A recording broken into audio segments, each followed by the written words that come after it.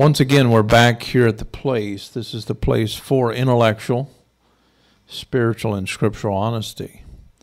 I keep emphasizing that this is not the place of intellectual honesty or spiritual honesty or scriptural honesty, because we're not there yet. It's going to take quite some time before we can arrive at true honesty, and this is a journey. It's a journey for us all. And tonight, this is the second show in a series. We had a show earlier, which was the first in the series, with P.Z. Myers. He is actually a if I understand it correctly, biologist, and Greg Brahe can correct me. And he's very much an atheist, possibly an anti-theist. And tonight we have two atheists with us, one being Greg Brahe, the host of Inspiring Honesty, or one of the hosts. And we also have Troy Roberts from Canada, I think it is, with us tonight. And also on our show tonight we have Bob Greaves, the unconventional pastor. He is technically an agnostic theist. I keep calling him a multi-axial theist because I think that he has various approaches that are amazing, that is, toward the whole idea or concept concerning theology, what it is and what it isn't. And so we have various people on the program tonight, and the series is titled, Is Church, is it harmful? It's a serious question. Is church harmful? If it is, we need to get rid of it. If it isn't, we need to be honest enough to say, well, let's continue its use. And so if you're a first-time viewer of our show, let me state this. Let's not be so naive as to think that we have some English teacher sitting in the room saying, let's box all of our ideas concerning church. A church is a building, and the building doesn't speak. We are sitting here tonight doing a show, totally realizing that there are various usages of the term church, one being metonymy. So if I say the White House says X, Y, or Z, I'm certainly not talking about the bricks and the mortar. I'm simply saying that part of the administration might have said something, including the president. And so we're simply going to say X, Y, and Z concerning the church in various kinds of usages. And so to get on the same page talking about apples and apples, that's going to be a very important thing in this discussion tonight. And so without hesitating the conversation, I'm simply going to ask Greg to make a comment or two and actually introduce Troy to this program. He's been on Inspiring Honesty, but not yet on this show. Would you introduce Troy, Greg, for us? I feel like I missed this. Greg's talking, but I can't hear him. Hi, I'm Greg Brahe, and I'm an atheist. Okay, Greg, hold on for a minute. For some reason, they have you turned off. I have no idea why, but we're going to fix the technical problem. And hold on for a second.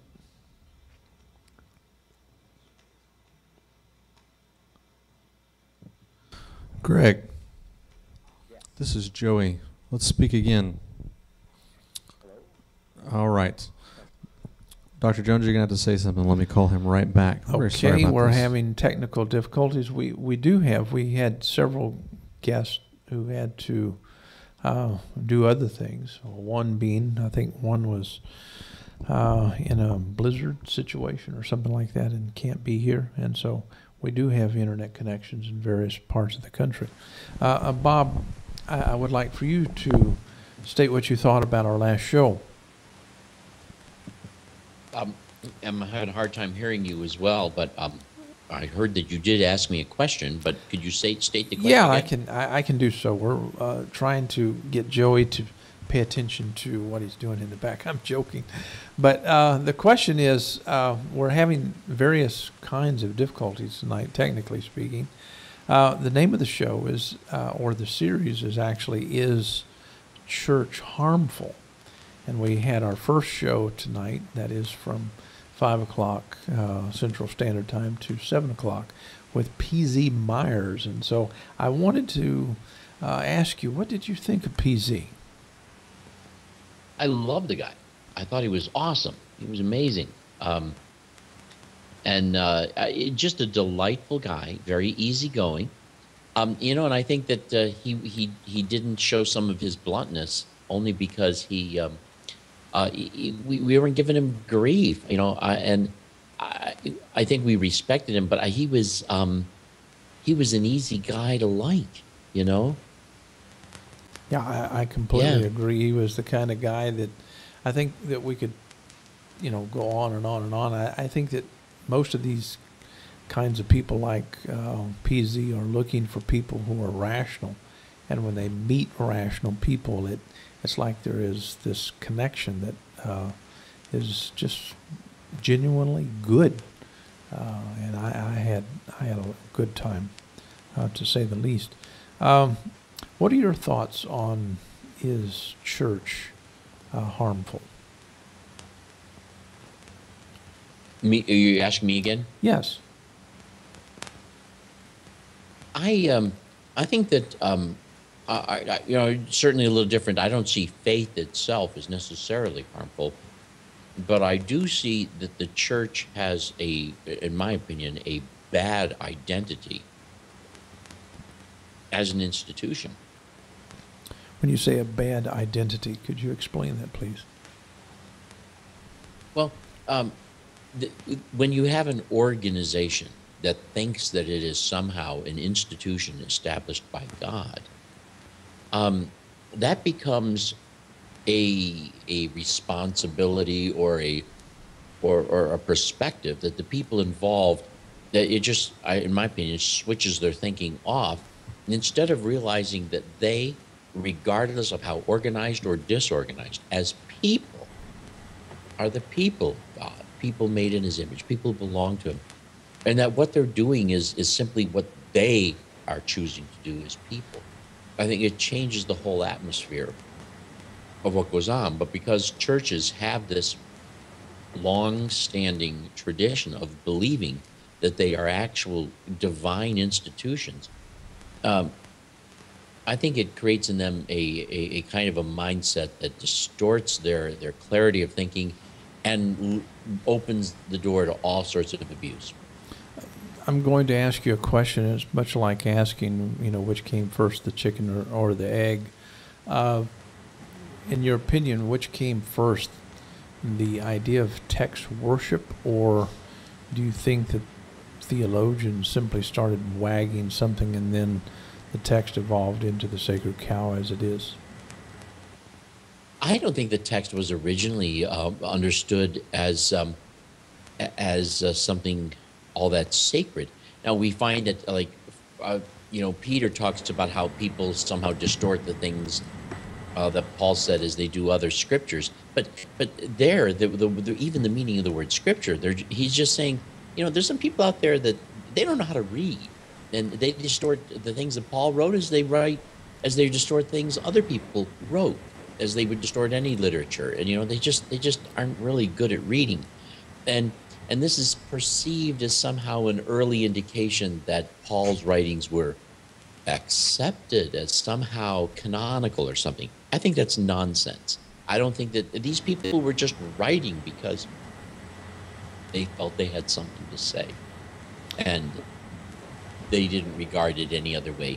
As far as the Old Testament, I get the impression that no doubt they felt that some of the message of it possessed something unique, but I don't know that they necessarily associated that with the text.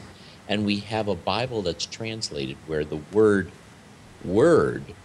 is sometimes abused in that translation in ways where they can purposely make it seem as though it's a reference to the text itself, when it really isn't. Right. Why do you think so many people are into textual worship today? The worshiping the Bible, if you will.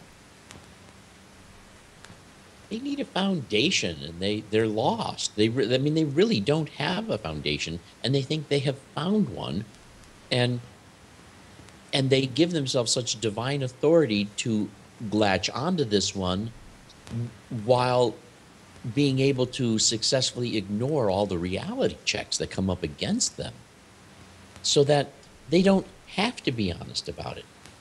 And I mean, they accept a great deal of dissonance. It's amazing. Once you think you have divine authority for something, you can accept almost any level of dissonance with reality checks. But the other reason is, I think that when it came to Protestantism, the Protestants, when they first broke away, there was in that day a strong liturgical and clerical authority. And by inventing this concept of biblical authority, this gave them an authority they could use to challenge the Catholic authority. And so I think that even after the Protestant Reformation, so-called Reformation, that the concept of a text-based worship was even all the more, they dug in deeper. So do you think that originally, and I'm talking about in the first century, these New Testament writers were simply writing their perceptions of what they thought to be true? Or do you think that they were writing because they thought that they had absolute truth? I don't think that they felt, I don't know if they were even thinking about it, in terms of any difference or distinction. I think they just felt compelled to write things that were meaningful for them to communicate. And as to how it would be qualified or characterized, I don't get the impression they even thought about it. I don't think it was an issue. It wasn't anything to claim or to deny. Yeah, and in 2 Timothy chapter 3, verse 15 and 16, I think you and I agree that in verse 15... You're breaking up on me. So. Okay. They're laboring hard in the back trying to clean up whatever the problem is tonight. In 2 Timothy chapter 3, verse 15, I think that you and I agree with both 15 and 16, that verse 15 is specifically talking in a sense about Timothy recognizing possibly the value of what was stated in this sacred writing system or text, if you will. And yet in verse 16, it seems as if the Apostle Paul is encouraging him to move on, that is, to the rest of the writings that might be written in times future. And what are your thoughts on those two verses? I'm mostly in agreement with you. In fact, I'm not aware of any way in which we would excuse me. I'm not aware of any way in which we would disagree. I see the phrase there that's translated Holy Scripture is really just a reference to the literature that was associated with some of the sacred traditions, and that's all it is. And then that's contrasted with all literature. And talking about that, all literature is, and in this expression, God breathed, we don't really know what it means. It could mean anything from, people write because they have a muse or some other equivalent meaning that might be behind that. That, not everybody writes. And particularly in that day, it was not an easy thing to do and get done and get it, pushed around. So, yeah, I would agree that Paul is telling Timothy, look, become well-read, understand a great deal of things, broaden the resources you're using for the for what it is and what it is you're encouraging other people to know and deal with. And I would definitely see it that way.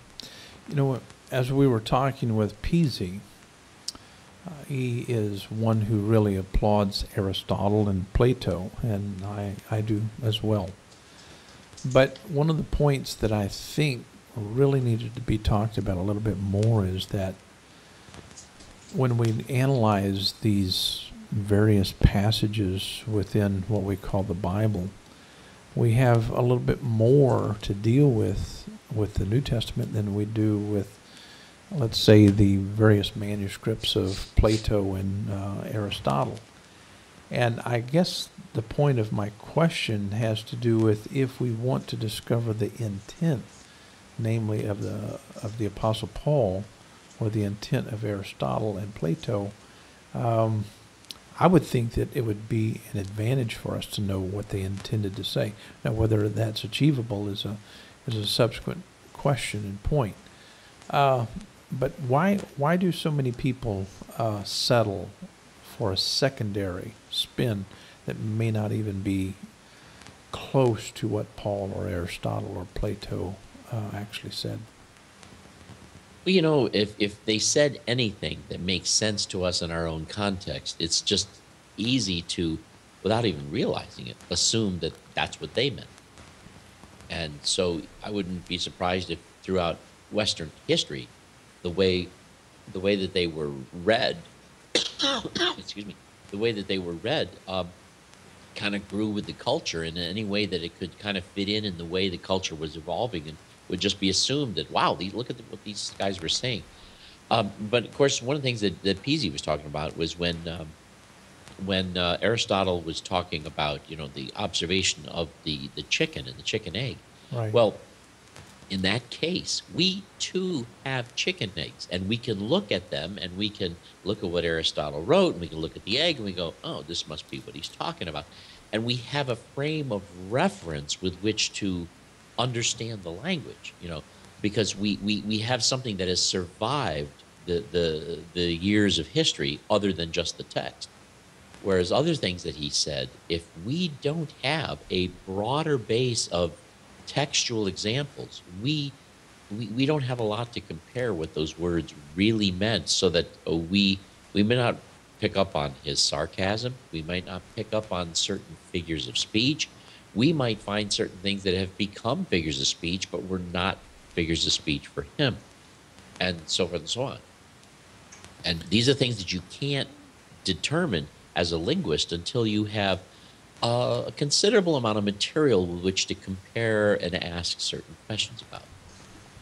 I completely agree with you. You know, when I read in verse 16, pasa graphe theomnustas, I find that most people are more willing to insert the equative there, and they are not even concerned about going a little bit further in the read that is in this passage, because when you look at the coordinated conjunction chi, and then you continue to read, the possibility is certainly true that we could put the equative in various places.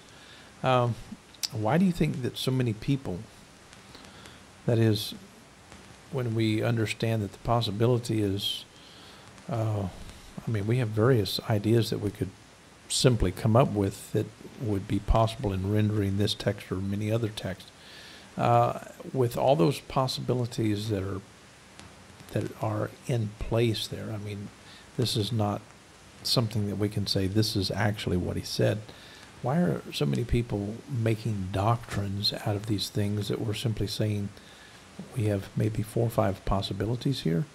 Why are we becoming so dogmatic and making doctrines? I think it's I get the impression that it's part of it is actually poor people skills. You know, sometimes if you've ever watched Dr. Phil, I'm not a big fan of his show, although I do like some of his books. Sometimes he's talking about, you know, look, you're trying to be right, you know, and some people, when they get in the throes of life and the challenges and the problems and the interactions that they have with other people, they somehow feel that, well, I can just resolve all of these problems if I'm right. And they just have this need to convince everybody else that if everyone will just see it the way I do, this will resolve so many problems. And I think that that's an immaturity of human skill. And I think that this immaturity has created the various schisms of theology. Instead of people now talking about the possibilities, they're just, you know, digging in their heels. True. I agree with you. Is Troy there? We're having technical difficulties, so I have no clue as to whether he's there or not. I'm still here. Okay. Is Greg, are you there? No, he's not. Okay. Troy, I want you to get involved in the conversation, and I want to back up to the premise of our show tonight. Is church harmful? And I would like for you to basically come out swinging. What are your thoughts? You're an atheist, and you have reasons for being an atheist. And so I would like to hear your thoughts. Well, it sort of echoes something P.Z. Myers was saying earlier, is that I don't so much have a problem with church specifically, but with faith in general. And I make the same distinction that Bob was talking about when this came up first, right? Like the idea of the church as the authority figure and they lead people into errors and so on. I disagree with that, but I do take it that one step beyond. The reason for that is I don't really see faith as a way to look at the world that gets you anywhere. Obviously, I'm a big proponent of science and reason for that matter. And the reason that I have for that is because, I mean, basically, it works, right? It's repeatable, it's testable. It's a way to decide what's true and what isn't. It's a method. And once you bring faith into the picture, the whole methodology, as far as I can determine, goes out the window. And you can have faith in anything for any reason. And undoubtedly, anybody would ever, you'd agree with the statement that people have had faith in things that were wrong. That's just sort of true. So my question is always, if you're going with faith, how do you decide what to have faith in? It's an interesting question, but let me respond to that. We can't always, if you're running a military campaign, by the way, I'm a conscience objector, so I'm talking about something that I wouldn't actually really do. If you're going to fight your enemy, you try to determine what it is you can verify about what your enemy is doing. And you can't verify everything. So you have to come up with what it is you think they're probably doing. Now, you might thereby come up with a strategy of what you're going to do next. However, if any information comes in that verifies something that we hadn't previously verified, that information totally trumps any other assumptions you may have had. But it's impossible to run a military campaign without making certain assumptions. And there's a sense in which that's faith, and you can't move forward without faith. I would suggest that if people don't have faith, and if they really believe that, we would all be talking like Captain Spock, and we don't. And I think that, but I would agree with you that verifiability always trumps assumption. Always. Sorry. Go ahead, Troy. Okay. My response to that would be is that that's a situation where you don't really have a choice. You have to make assumptions because there's nothing else to go. And for me, the difference really comes down to sort of a worldview. Even in your analogy, people they have the worldview. Like, we're seeking the evidence, we're seeking the reasons, we're seeking stuff that we can use, and then we don't have it all, so we do have to make some assumptions. Whereas, to me, the other side of the coin is the faith-based worldview, where it's like, okay, well, I believe this, and when the evidence comes along, then I'll change it, but it seems like a matter of what comes first. Do I believe in things that I have reasons to believe in, or do I have faith, and then, in a situation, the two might become topsy-turvy? But where do you come from first is always my question. Yeah. Well, I would agree that, wild and loose faith is faith has to be at some level coherent. Well, let me ask this question, and I asked PZ this, and I really wasn't satisfied with the answer, to be honest with you. And it was this. Philosophers for years have argued that believing isn't a choice that we make, but it's more of a result of X, Y, or Z. What are your thoughts on that, Troy? Oh, I agree with that statement fully. We don't consciously choose our beliefs. We're all a product of our environment and, who we were and where we were raised and the things that have happened to us. It's not like I sat down one day and decided to be an atheist. I honestly can't imagine being anything else. And so if we look at, let's call them church folk, and they believe X, Y, and Z, what can change that paradigm for them? That's a hard question. And if I had the answer to that question, we might not be having this conversation right now. Great answer. But yeah, just because we don't choose our beliefs consciously doesn't mean those beliefs can't be changed given enough time. Like, it doesn't happen instantaneously. It never has, and it never will. But yeah, that's good. If people hear the arguments of their various sides, some will be convinced of one, some will be convinced of the other, and as time goes on, beliefs change in individuals and in populations. Are you in favor?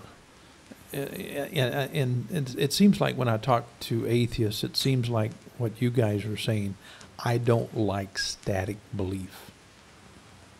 And what you're saying is we do like confidence. We do like faith in the sense that does have transition. That is something that's linear, that keeps moving, if you will. That kind of faith we can buy, but we can't buy the idea of something that's static. Is that what atheists are trying to argue? I could see that, certainly. I'm not sure I'd use the word static entirely, but more, I'd say, immutable, right? You get to a point where you believe in something so strong that nothing will ever change your mind. Yeah, it's in a sense.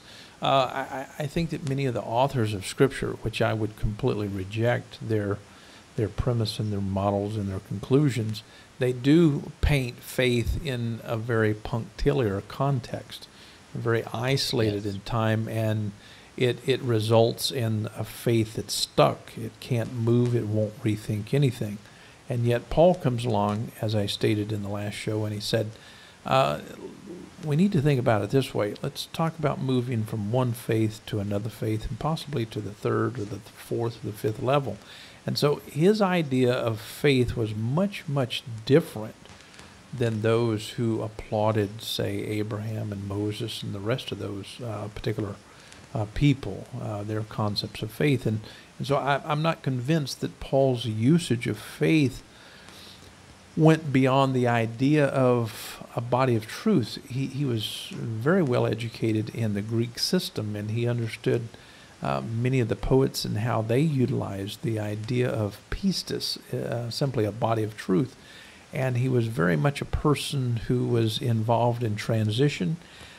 He did well making his arguments with various juxtapositions in contrast and saying, let's leave this model for something better, more reasonable. And so is that something that you would applaud, that is, in the Apostle Paul's life, if I'm right about Paul? I'd say it's certainly a step up from just dogmatically believing something for the rest of your life and never even considering the other side of the coin.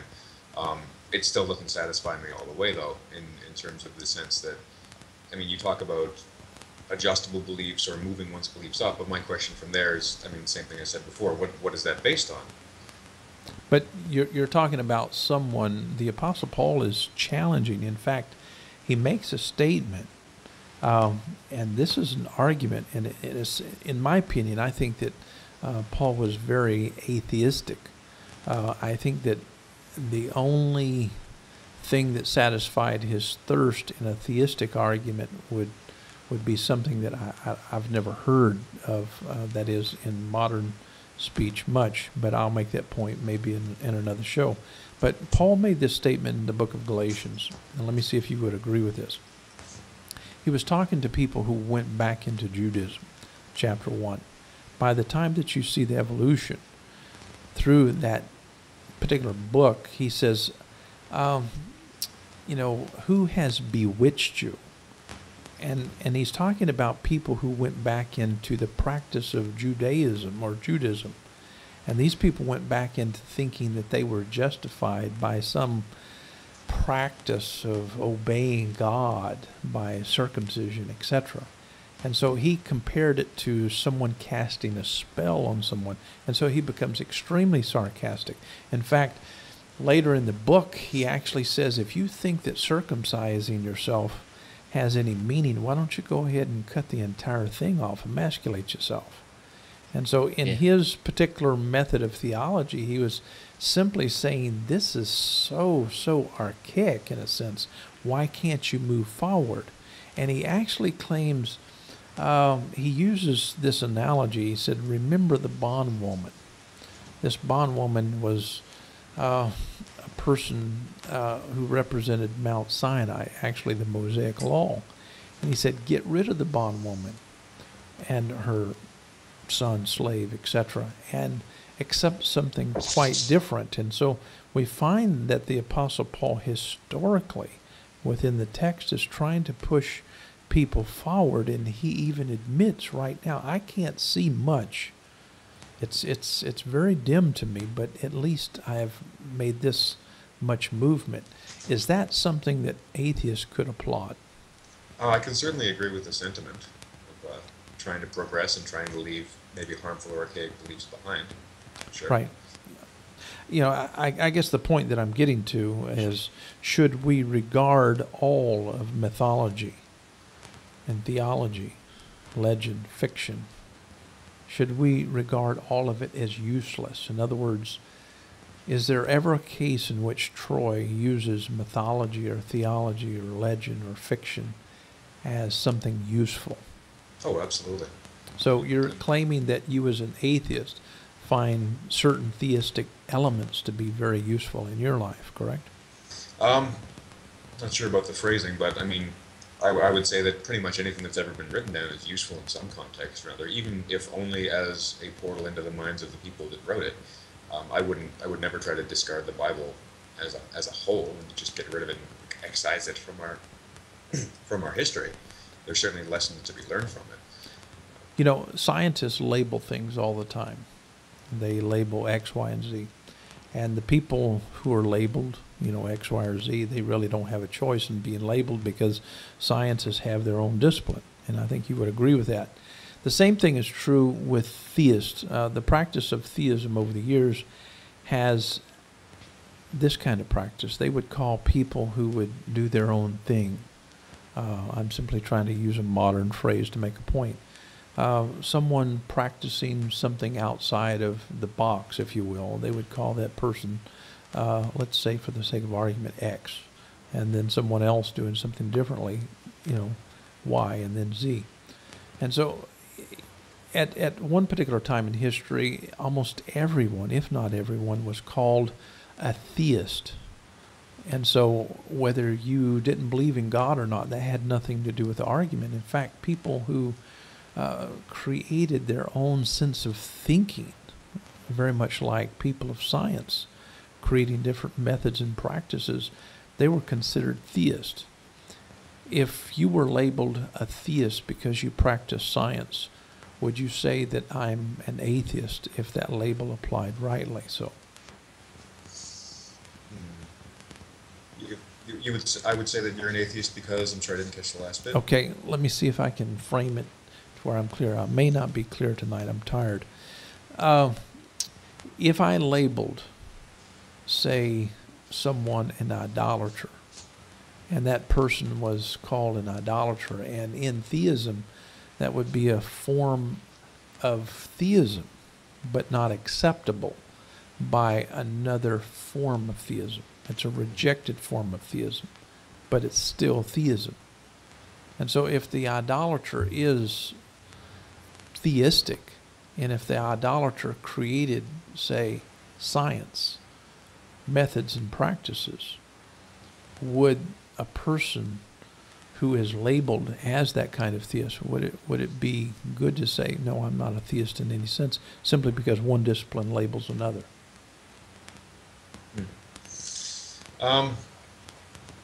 See, I'm not even really sure I'm understanding what you're getting at. Okay, maybe I'm not making myself clear. Bob, are you getting my point?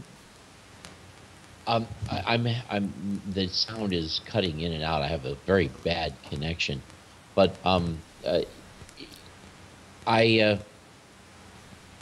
if you could ask me the question in terms of what you're asking me, and see if I can hear you clearly. Okay. We are having extremely difficult problems technically, and so I'm asking for patience all the way around the board. When we study A to Z theology, we're going to find that theists for years have always called people who disagreed with them and did things differently. For instance, people who created, let's say, various kinds of things. When Paul met people on Mars Hill, he didn't think that any of those people were atheists. He thought all of these people were different forms of theists, trying to argue different points of view. And so whether it was a person who was into science or into philosophy, that person was considered a theist.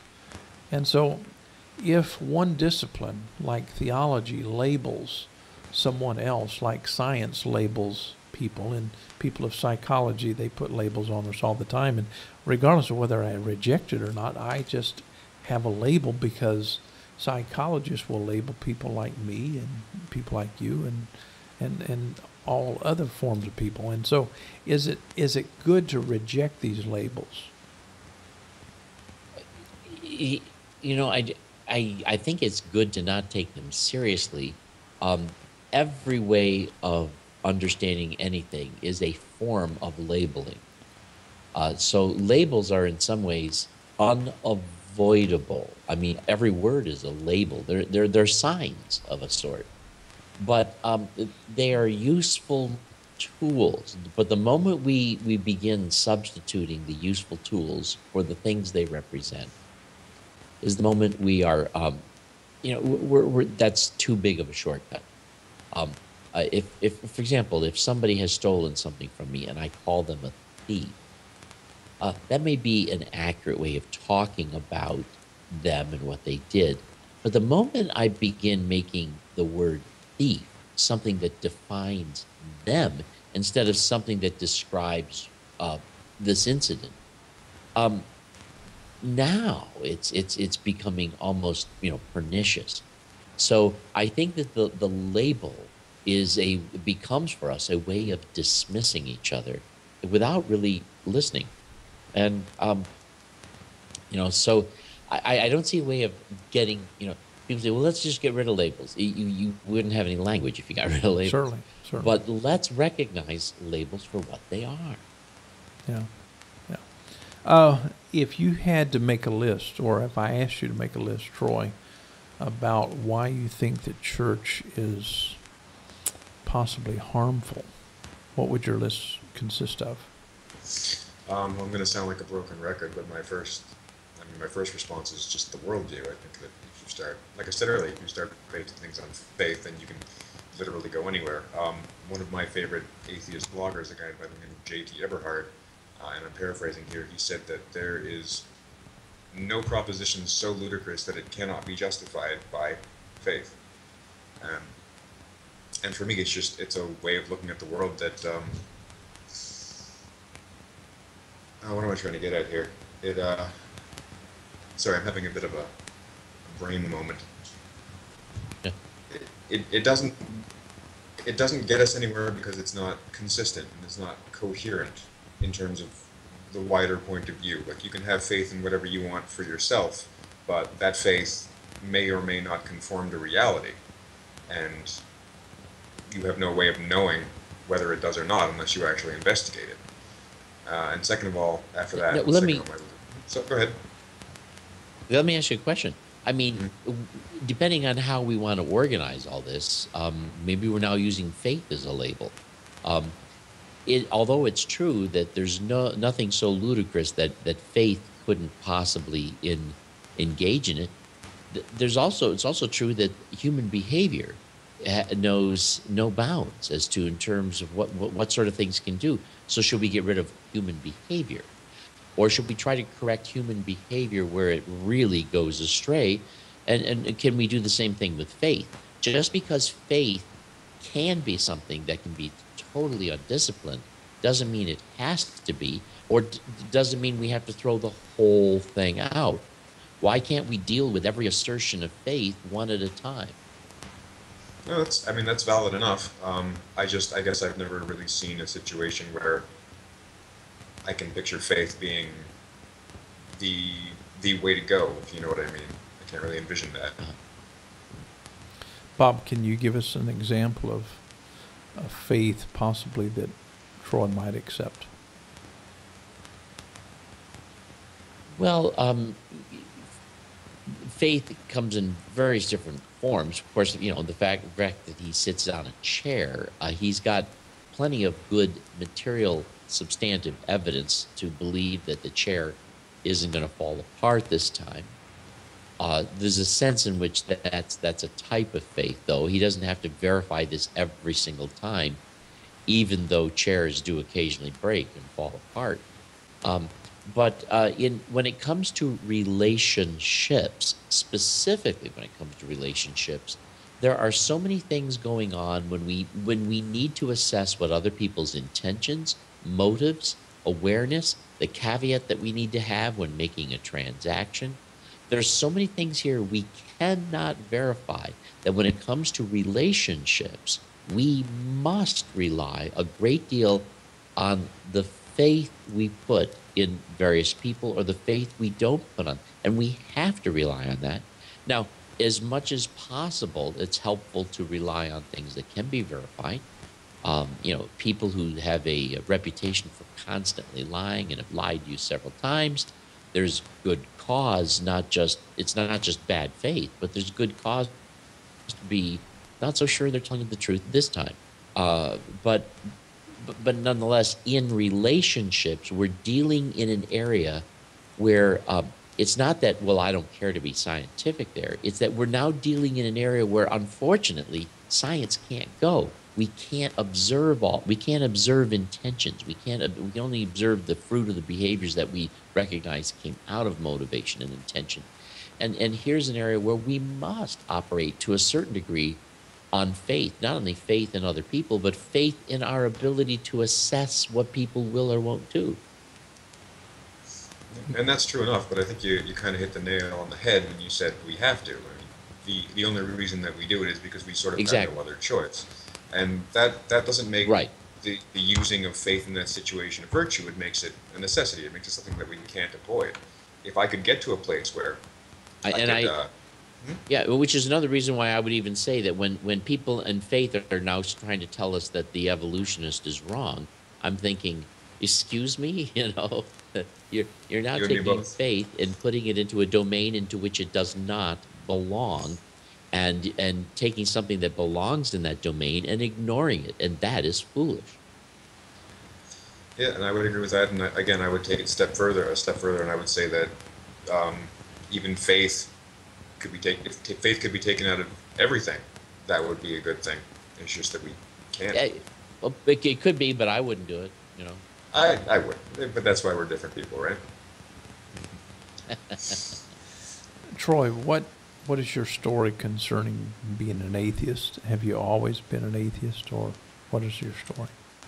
Actually, there were some pretty interesting parallels between my story and P.Z. Myers earlier. I was raised Catholic, and I went to church for the first 17 years of my life, but I never actually believed it. I can remember being very young, and church was a place where you went. You know, you're that young, you go where your parents take you, and you sit there for an hour, and you stand, and you kneel, and you do this, and you do that.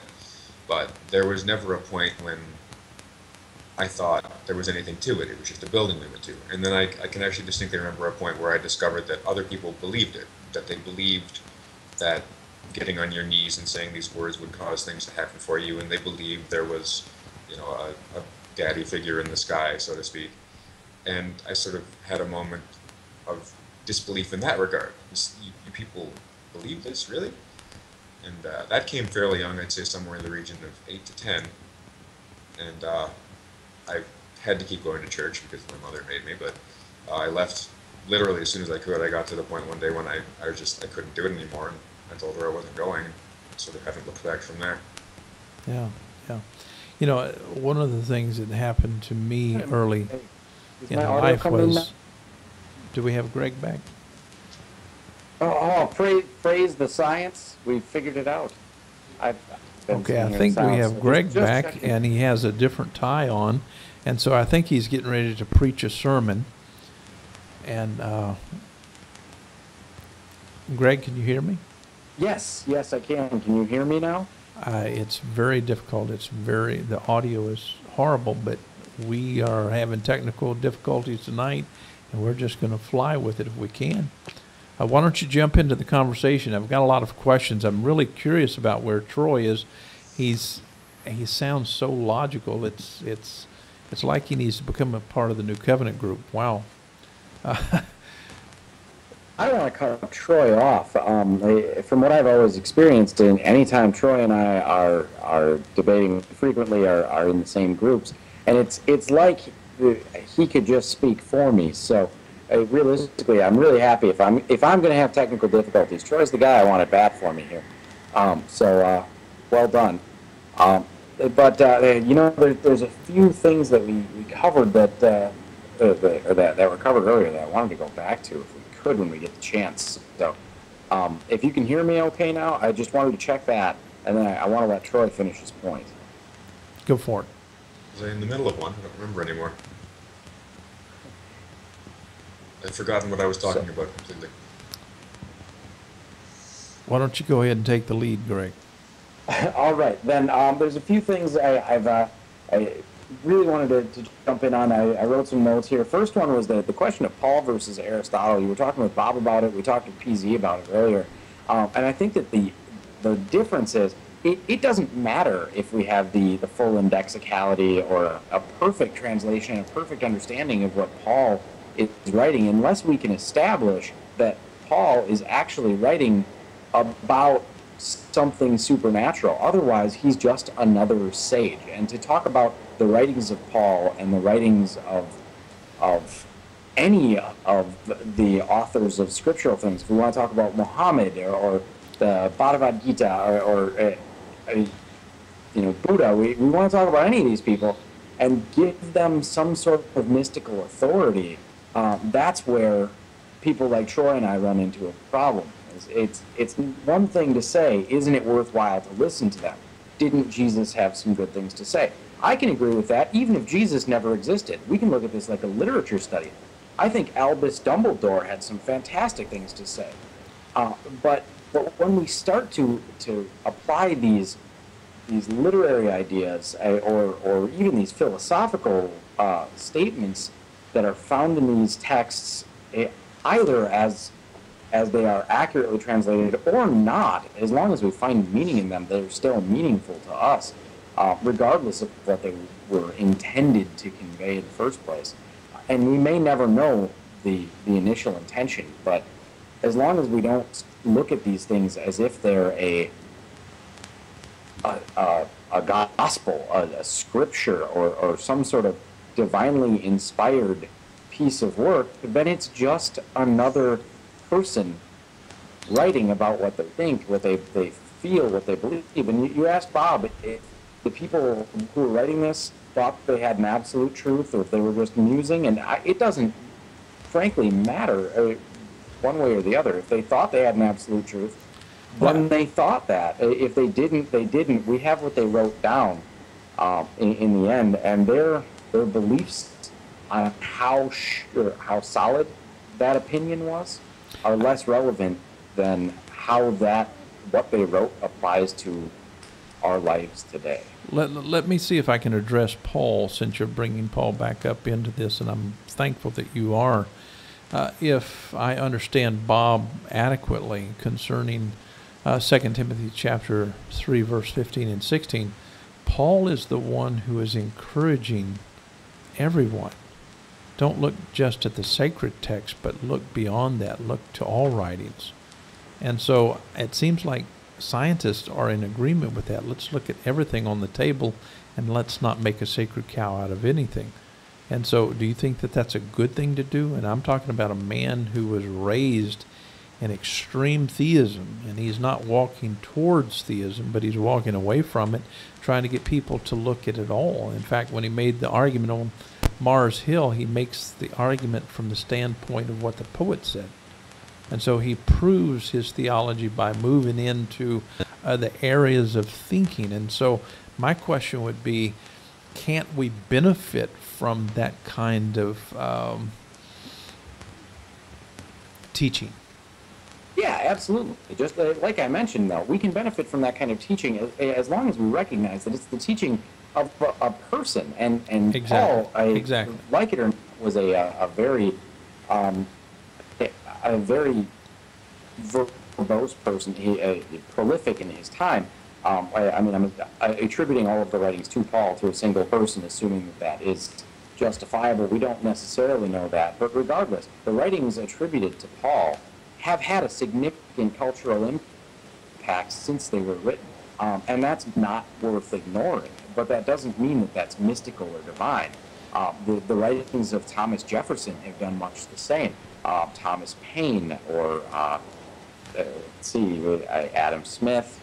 I can go back and give lists of people that wrote things that have massively influenced our society, our culture, and our world. But only a few of them get things like entire shows dedicated to the First Timothy chapter. You have to hit F5. But I think that people like Paul are in agreement with you, Greg. In other words, he's trying to say, don't look at a handful of people. Why don't you look at all the writing? Sure, And but so why, when you so look much significance on whether Paul is in agreement with me or not?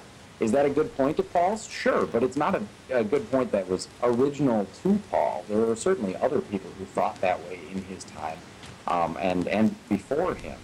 It's something that I think that often when we focus too much on, well, Paul made a good point here, therefore the Bible is a good book, and that's really, that may not be where we're going with it, but that's where a lot of people are going to take it. And that's where I run into the issues with, again, faith and church is bad, because they give you doctrinal beliefs and things that, okay, well, we can trust this thing that Paul said, and even if Paul is saying that you should question things, Paul also said this about the life of Jesus, and a magical birth.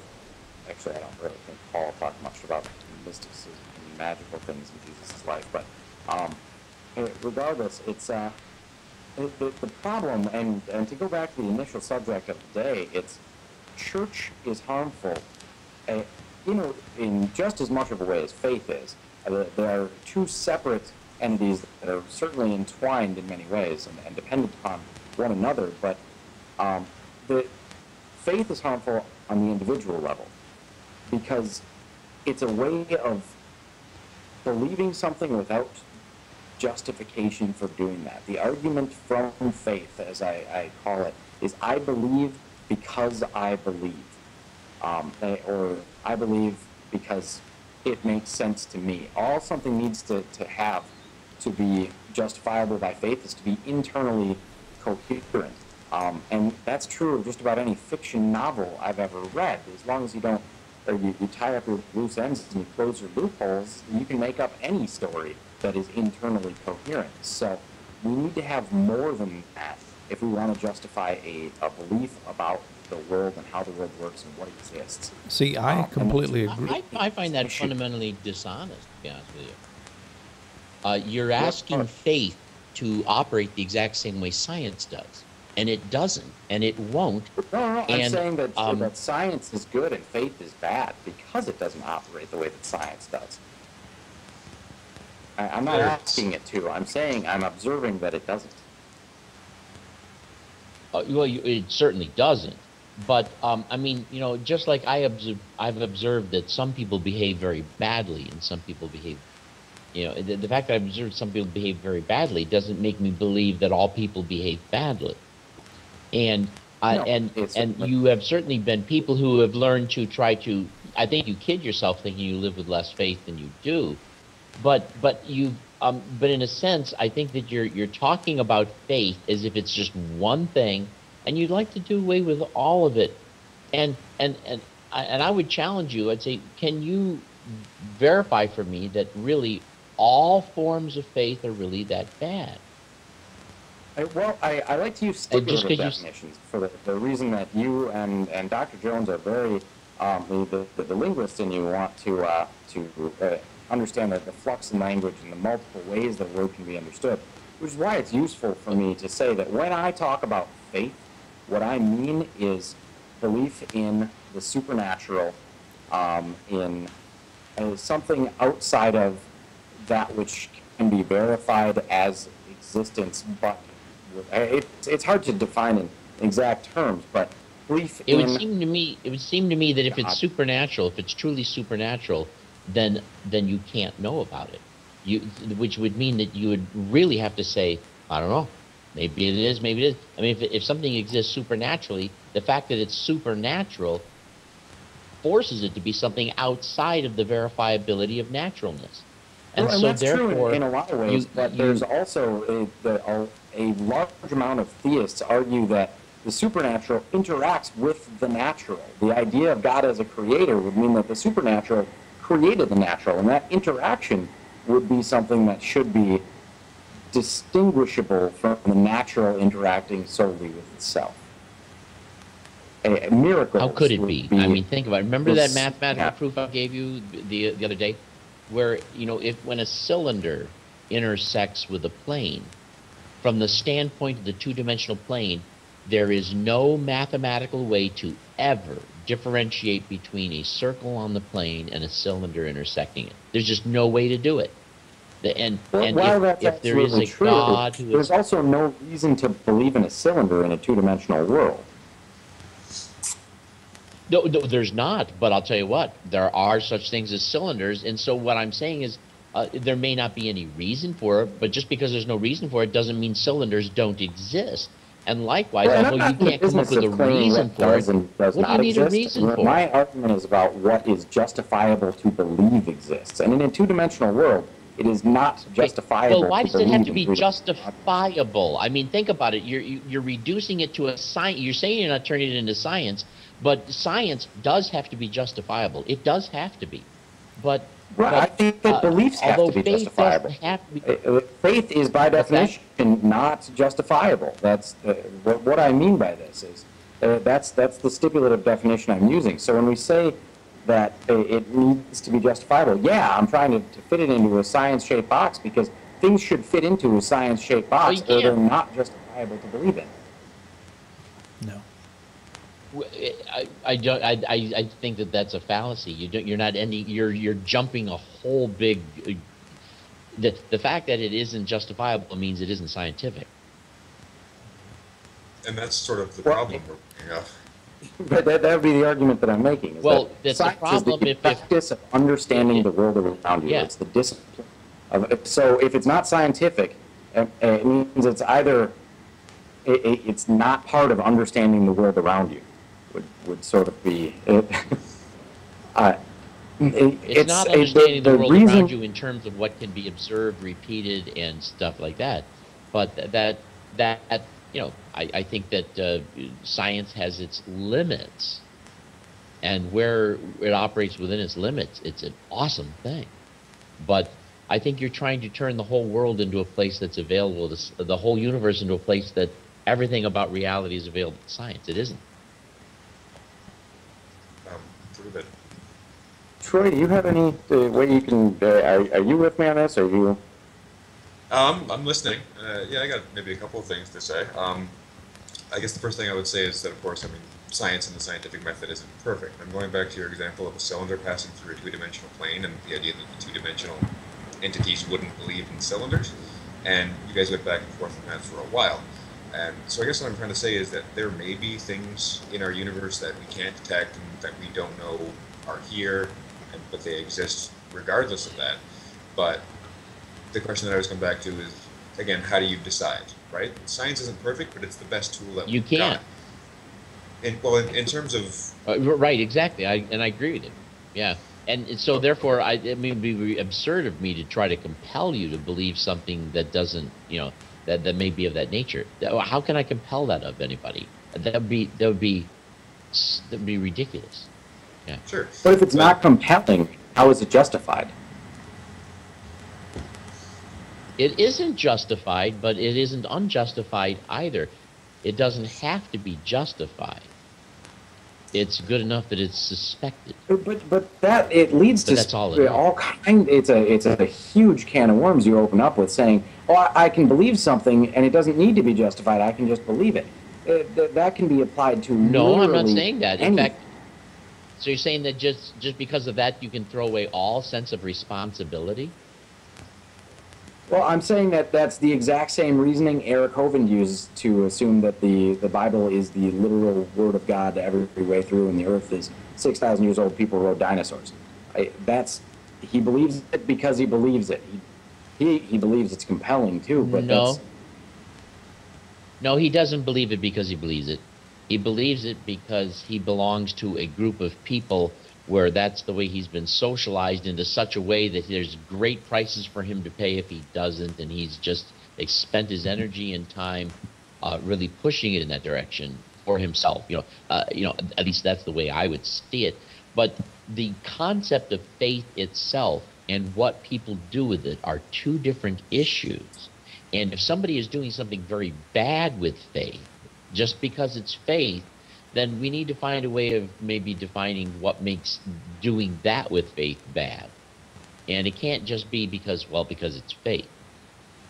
Well, how do we draw the line on what's bad with faith, though? I mean, I might say Well, that it's very I can bad tell you with exactly faith. where you can draw the line.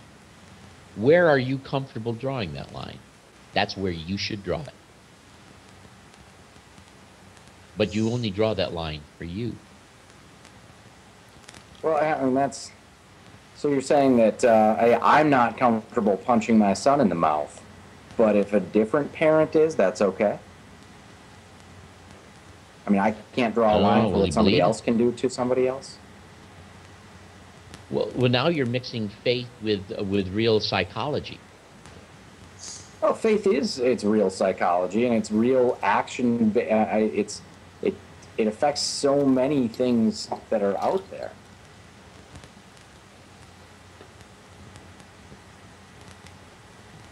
Faith doesn't occur in a bubble. It's not something that people just hold internally within themselves at any given moment. It influences how they act, how they see the world, what they do on a day-to-day basis, and what they say, what they think.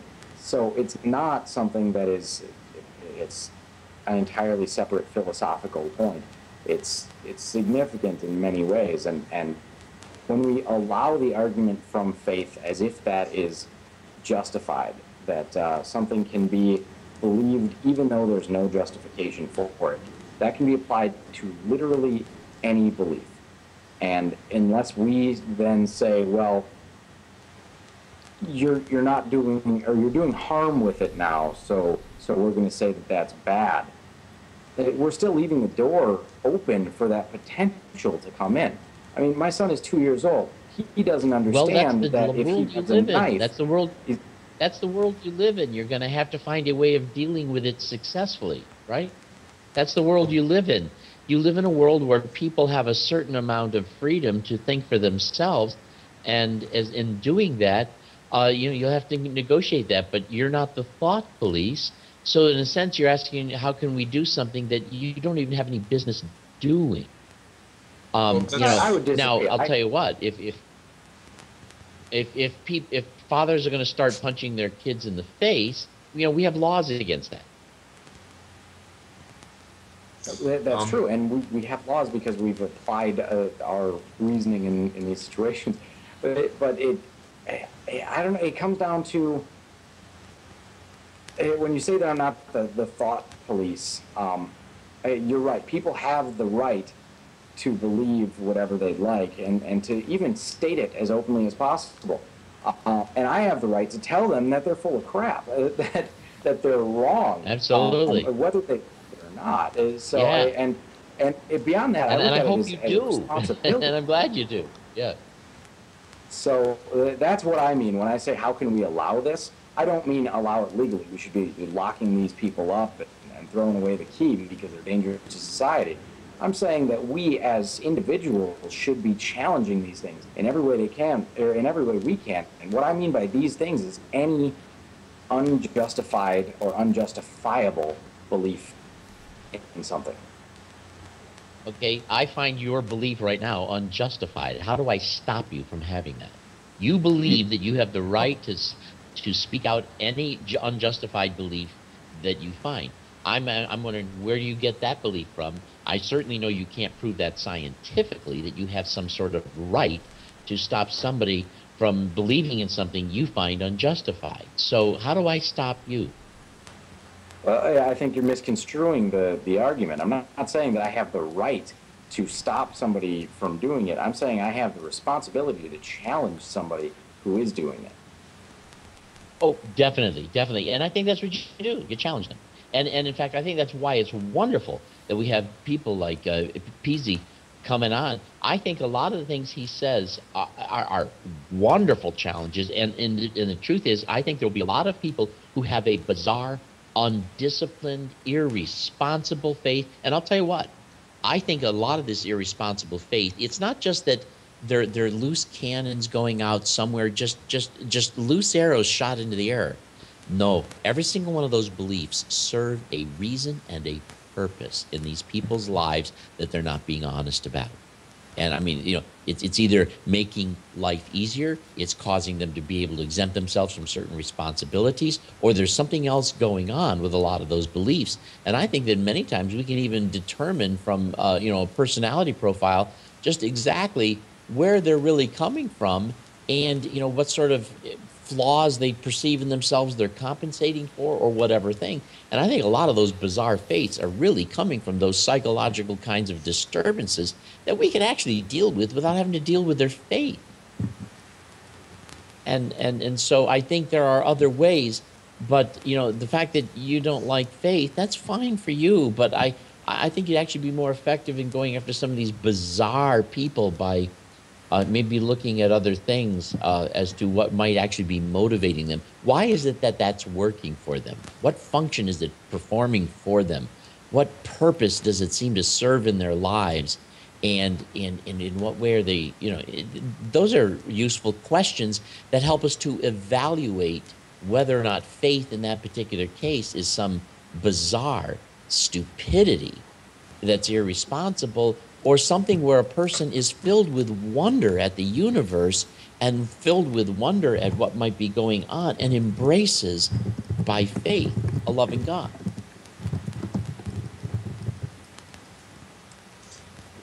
I guess for my part. Oh, by the way, when it comes to church, though, I don't see churches having anything to do with that dynamic, except that that's their story.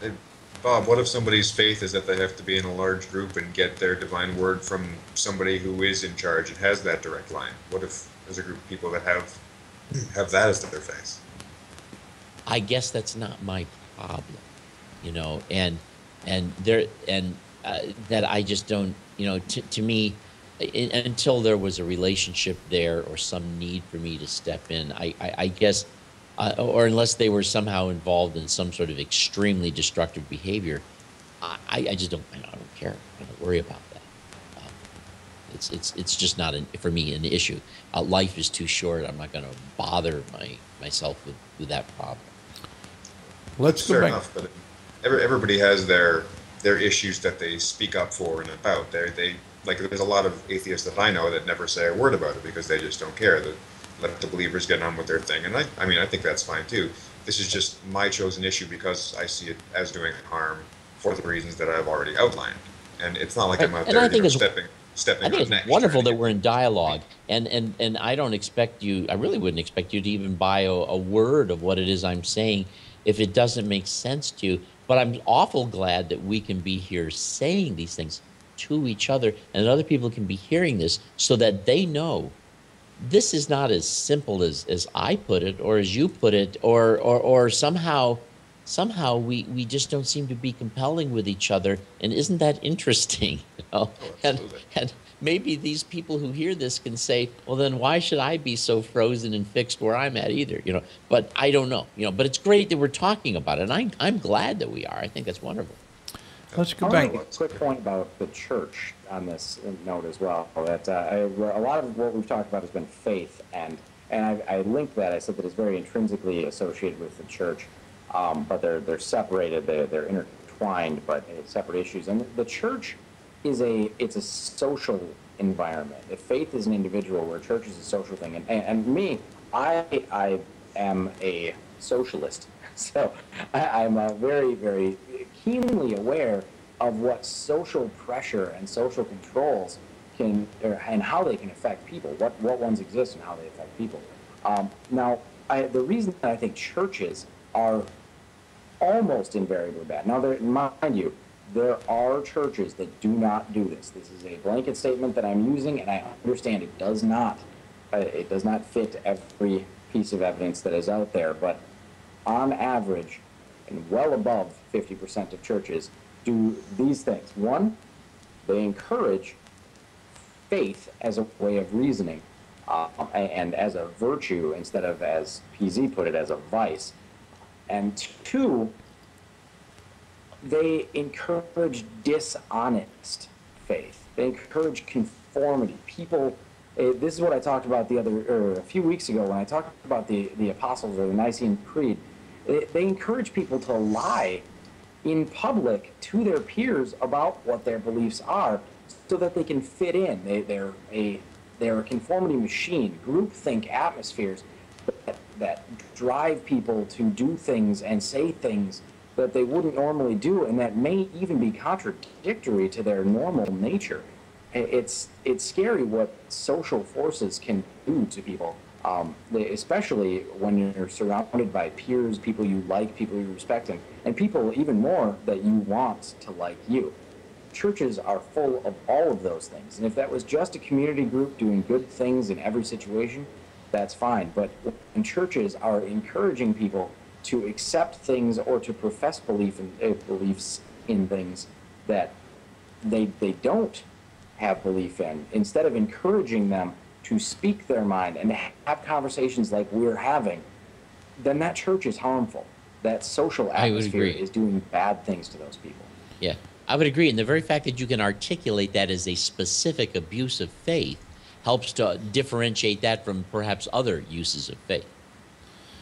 Let me jump in here for a moment, because I've really enjoyed the exchange. I wanted to back off because I simply enjoy healthy exchange. I want to paint this picture, and I want your opinions, all of your opinions.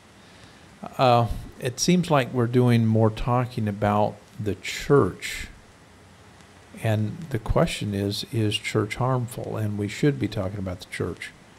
But let's place the church in juxtaposition with what Paul said and Jesus said. For instance, if it's true, as I claim, that Jesus used the terms of religion to end its use, my question would be, should we not be proud of Jesus? Troy? Sure. See, I'm simply saying this. Church has made up all kinds of terms. It has invented and created a theology in and of itself.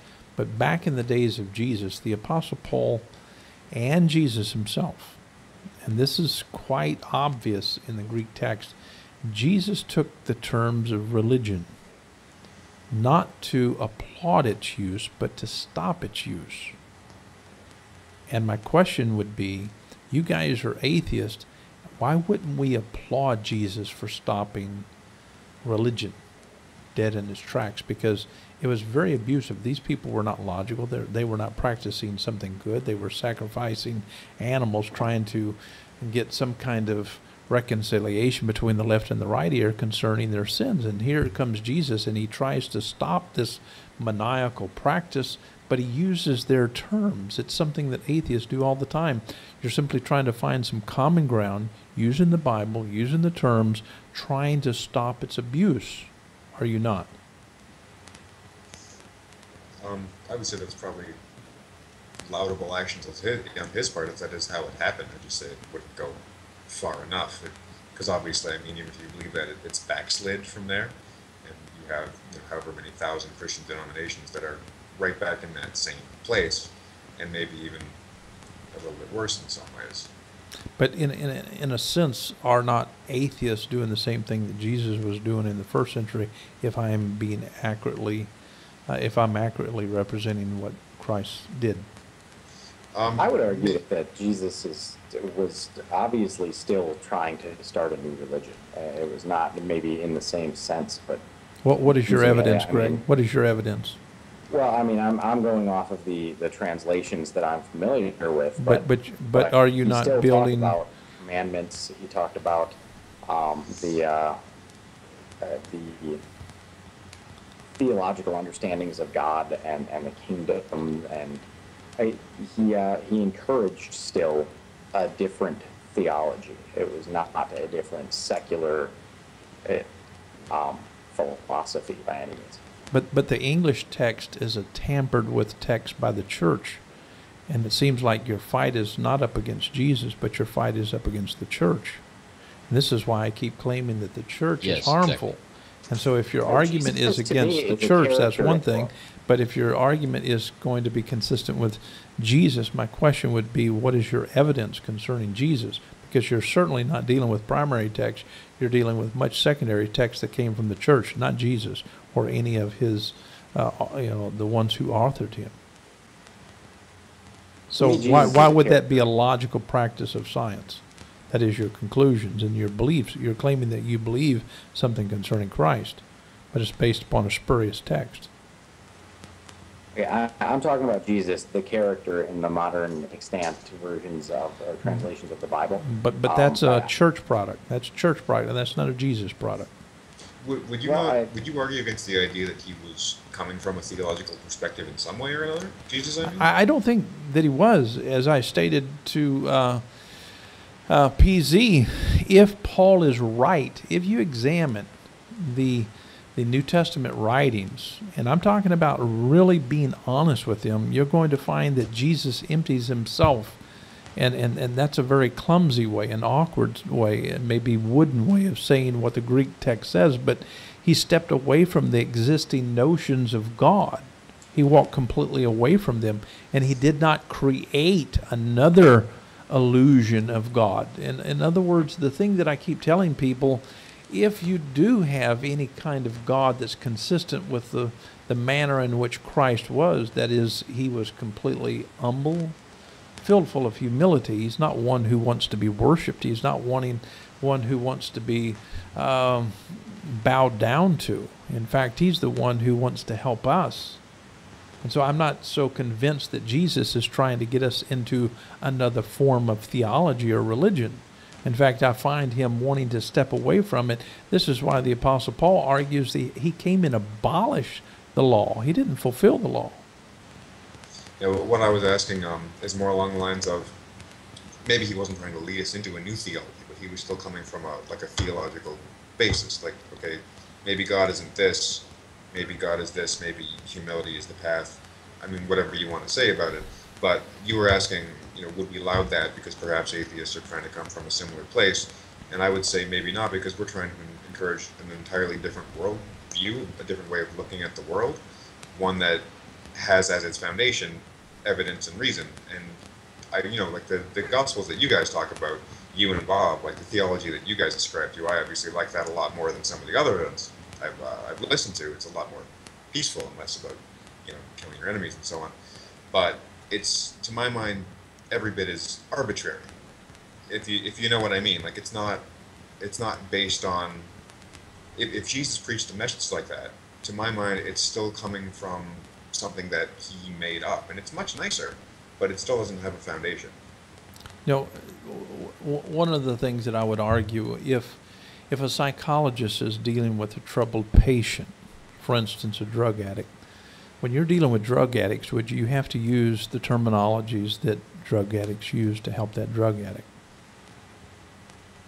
I see what you're saying.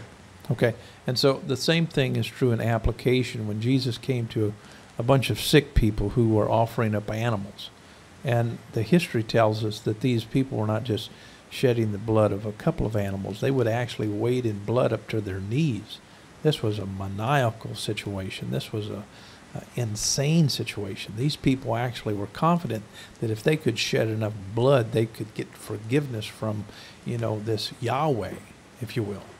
And these people were borrowing all kinds of customs and practices from the pagans. And Jesus came along to say, this stuff is crazy, just to make it simple. And so he starts saying, Dr. Jones? Sir? Can I ask you this? Certainly. Who was Jesus?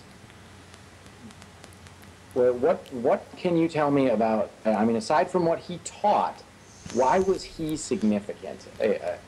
Is there any reason other than just the things that he said? I think that I can answer your question like this. I'm not really willing to commit various things for various purposes, because I think that if we're going to get into proofs, which there are various levels of proofs, I would like to have more time to do so.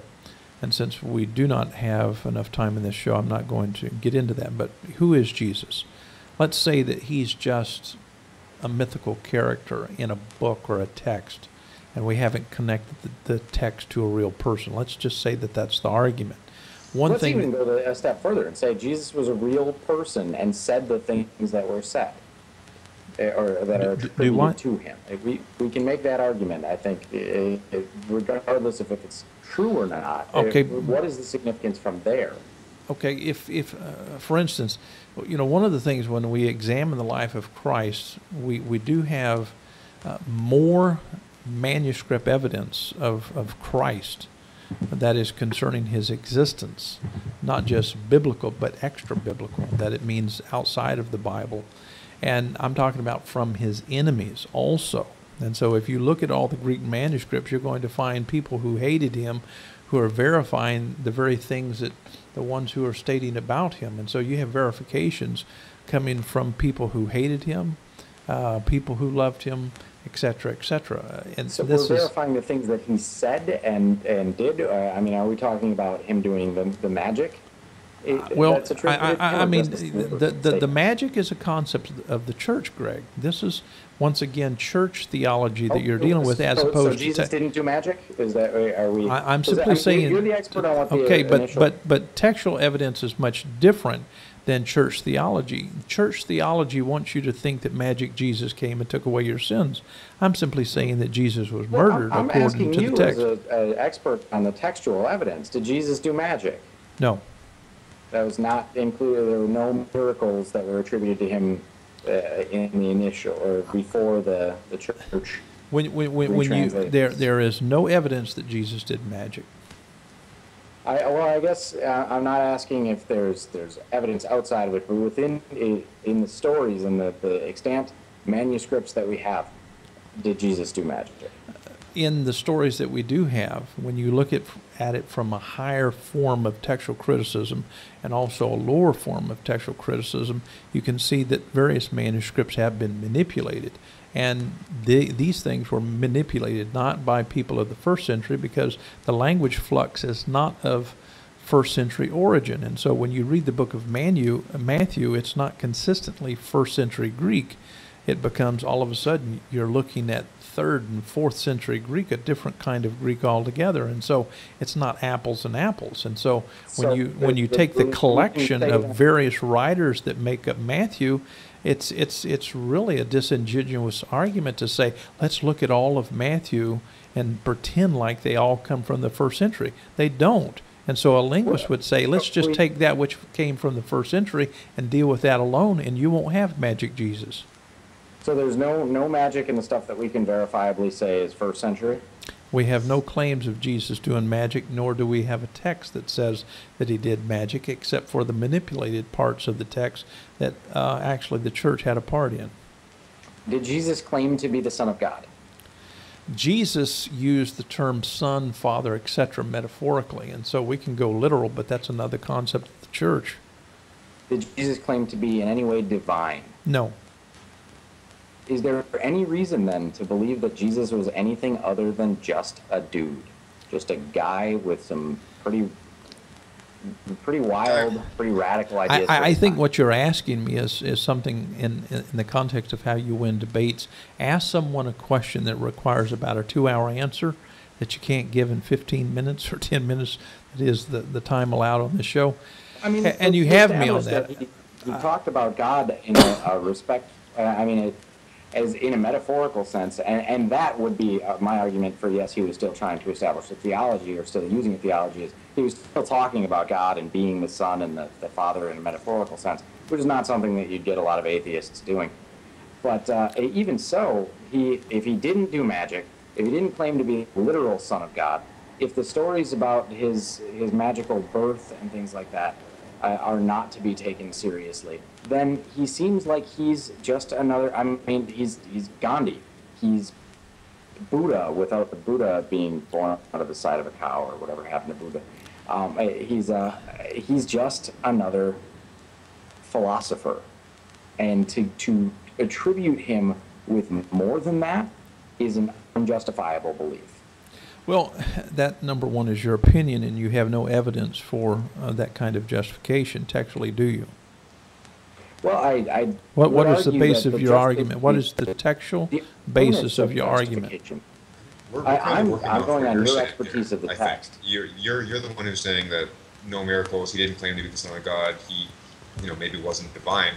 So we're questioning you based on those ideas. I don't know. I'm not a biblical scholar at all, but I know that's what's going on in my mind. Is this is what you believe? So where does that lead us?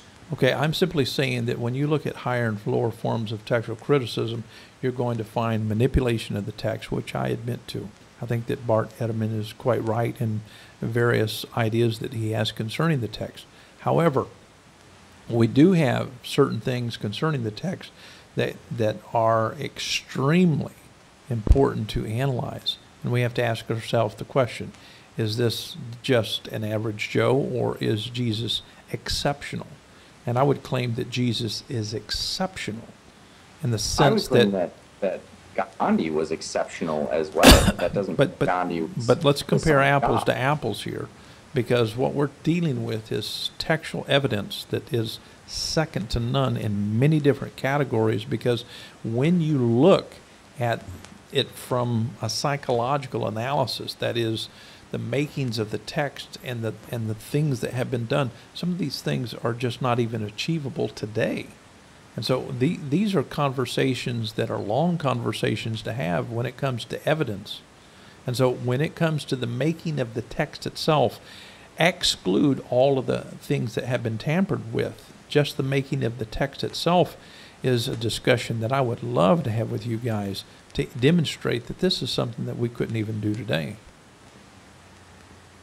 Is that like a numerological argument? No, it has nothing to do with numbers. It has to do with things that psychiatrists claim that would be impossible for people to do. I'd certainly be interested in that conversation, but I mean, so I'm going. You see, I'm basing this upon what scientists are telling me. People who study human behavior, people who study linguistic finds, what can be done, what can be done, can't be done, etc. And so there are arguments, but they are not, these shallow arguments where we can do this in, 2 or 3 minutes. No. And so I'm simply saying that if we do look at Jesus. 1938, if it would be possible for a guy in the 20th century to convince people to put 6,000 Jewish people or 6 million Jewish people in ovens, they'd say, no, that's psychologically impossible. There's not enough people who do it. Then, it happened, and Stanley Milgram's experiments verified that there's ways that authority plays parts into it. Psychology is not a perfect science, and as a matter of fact, What science is perfect, Greg? Yes, science. What science is perfect? What language is perfect? What science and language is perfect? You don't find any perfect science, no perfect language, correct? Right. So to then say, well, we can perfectly apply psychology along with linguistics. I didn't say perfectly.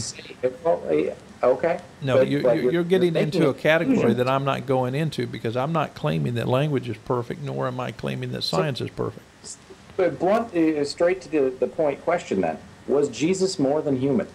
Okay. If I say, was Jesus more than human, that would require me lots of time. For instance, if you deal with John 1, it says, Enarche and halagos, kai halagos ein proston theon. And it says, theos, ein halagon there at the end. Theos ein halagos, would be the third part of that particular verse. If we are to look at that verse alone, we would have to claim that whatever logos is equivalent to theos.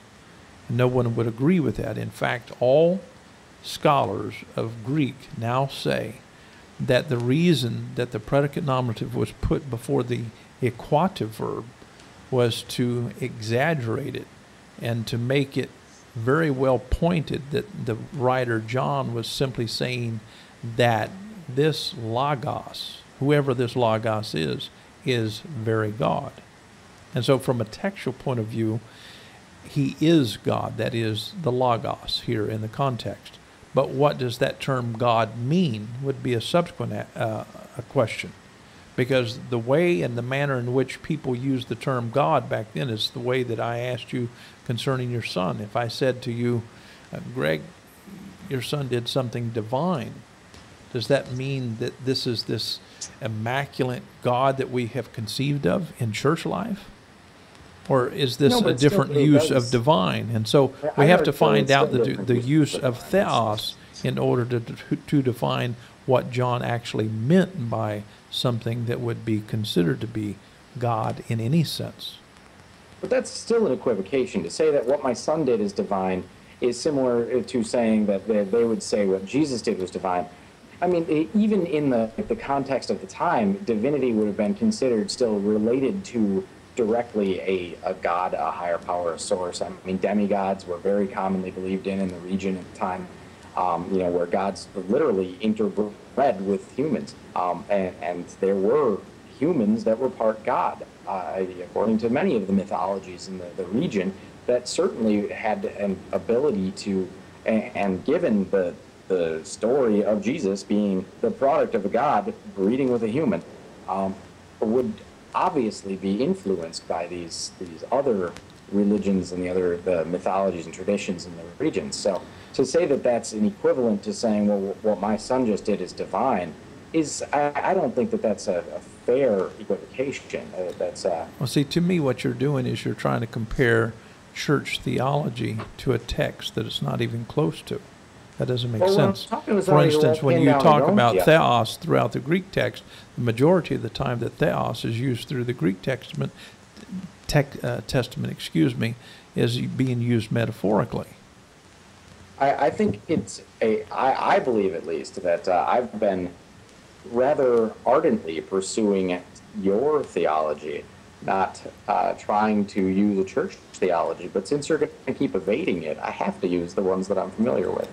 So I understand that. But my point is what I think and perceive the text says, and I use my justification from what's called higher and lower forms of textual criticism, and there are people in those disciplines who are highly disciplined in science, anthropology, etc., and these people do not need to be ignored.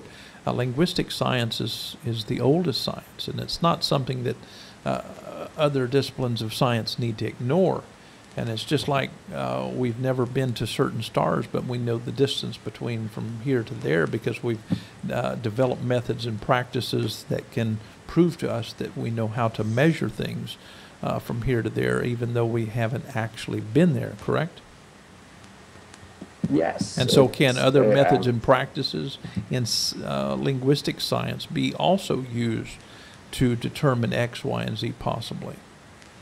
Well, I think in linguistic science we can determine things that are projected to a decent distance back. But if we can't project something from what was written last week into proof that there's a God, then we can't project something that was written 2,000 years ago into that either. I don't think that what I'm trying to argue tonight is proof of God. I simply am trying to make the point of what Jesus did. And it seems like some people want to take the text, if I'm not mistaken, and try to make it into a church document. And I'm all for taking the church and saying, yes, it is harmful. It's not honest about who Jesus was. And they tried to use lots and lots of hyperbole and make him into this God Almighty, and you need to get on your knees and you need to get saved, you need to get baptized, etc., etc. I'm all against that. I don't think that the Scripture teaches that. However, many portions of the Scripture do teach and talk about a God who wants to be worshipped. But that kind of God is called Yahweh, and I don't have any respect for him at all. I was going to ask, you talk about linguistic science being able to extrapolate this or that, and obviously, I mean, if you know enough about the languages, you can extract information for those. And I don't think either of us would disagree with the idea that a lot of modern churches have a very corrupted idea of what the original Gospels were written and have, interpreted them into what they want to believe and so on. But my question for you is, when you do these translations, when you're looking at the text, what is it that you are trying to prove? Because I'm going back to, we asked you, is Jesus divine? Did he do miracles? And I'm sort of wondering now where you're coming from and like what you believe in terms of that. I'm not even I'm not trying to be vague, and I'm not trying to dodge, But I think it's unfortunate that it seems like the only concept of faith, and I agree with Bob, it seems like we're only talking about one concept of faith, and that's all we want to talk about. And Bob is trying to say that there are very usages of the term faith. And some of these usages are wonderful. That is, in practice and in theory. The same thing is true when it comes to God. God can't be defined on it. God hasn't always had just, excuse me, let me put it better. Men have not used the term God, one and the same, all the way throughout history. God has more usages than the word up in our English language. Up has over 275 different usages as of today.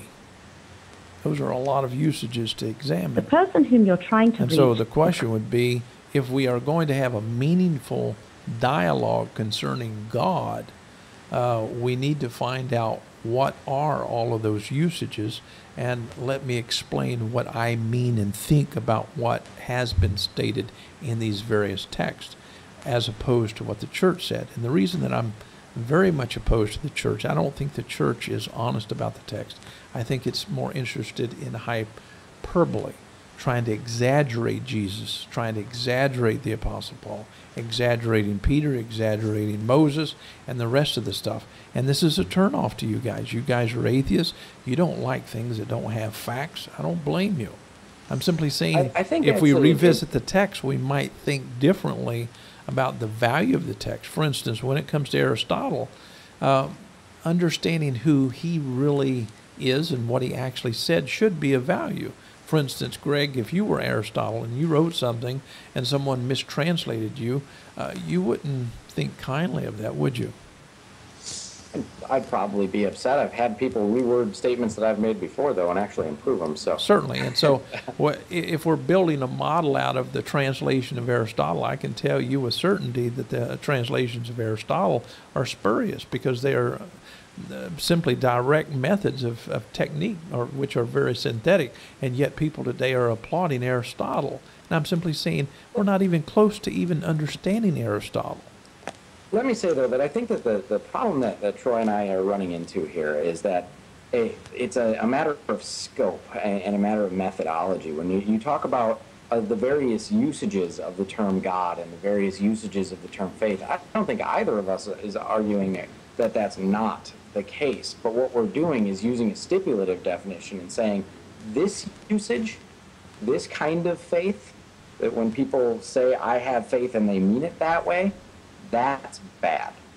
I can't disagree. When people believe in a God and what they mean by a God is this, that's bad. We shouldn't do that. I can't disagree. If someone pretends and calls it faith and says, I believe that Jesus died for my sins, I feel sorry for him. I agree with you. Something that I want to mention in terms of, you brought up the idea that there are more definitions of the word God than there are of the word up, and I sort of have no problem with that, because it occurs to me quite a lot that there are probably as many definitions of the word God as there are people who believe in such a thing. That's true. But as someone who doesn't believe in God at all, I obviously, well, maybe not obviously, but I don't have my own definition of God. I have to go on what other people would call God. If someone comes to me and says, God is love, then I'm going to go, yeah, God exists, no problem. I don't think it's a very useful word, but there you go. But people, when they use the term, have a tendency to mean, a supernatural figure in the sky, or something that's akin to that, something supernatural at the very least. So when discussing the concept of God with any given individual, I have nothing to work with except how they define the word. And that's what I was trying to get at with you earlier, is I'm trying to figure out where you're coming from so that I can deal with, what you believe in versus what the typical evangelical believes in. Because it is different, undoubtedly. But to do that, I have to figure out where you're coming from. I don't blame you when it comes to usages. Why accept all of this hyperbole, this exaggerated idea of this God in the sky by and by? I can understand your concerns, and I applaud your concerns. I guess my point is, when it comes to dealing with science, you can't say, well, a kid walks into a laboratory and says, I don't know anything about science. I want to see what you're seeing in the microscope. Now, my question to you, Troy, is this. How long does it take someone to look in a microscope and understand intelligently what they're looking at? Is it something that can be done in 2 minutes, or is it they're just seeing a lot of squiggly lines? It doesn't make sense to them. And so when you're talking to me concerning defining God, I'm simply saying it's similar to someone who's never had any idea concerning the various usages walking into, or concepts of science, walking into a laboratory, looking into a microscope, and the lab tech is simply saying, oh, this is X, Y, or Z. It doesn't mean anything to them. It's just stuff that they're looking at. It doesn't come together in the context of meaning. And so what I'm simply asking you guys to do, I want you guys to come back. Greg Brahe is part of the New Covenant group, pushing his program. I applaud it. I'm glad he's an atheist. And you won't hear many theists make that statement. I love his honesty. I love your honesty. I want you to become a part of the New Covenant group. But my point is, let me have enough time to be able to say what I think to be true and show you my methods and my practices for arriving at my conclusions. Would that be fair? Perfectly reasonable. So I'm not one who's making conclusions based upon faith jumps. I'm not interested in magic Jesus or magic anything else. I'm simply saying that I do have methods and I do have practices, and I arrive at conclusions. Can my conclusions change? Yes. If facts demand my conclusions change, that's fine.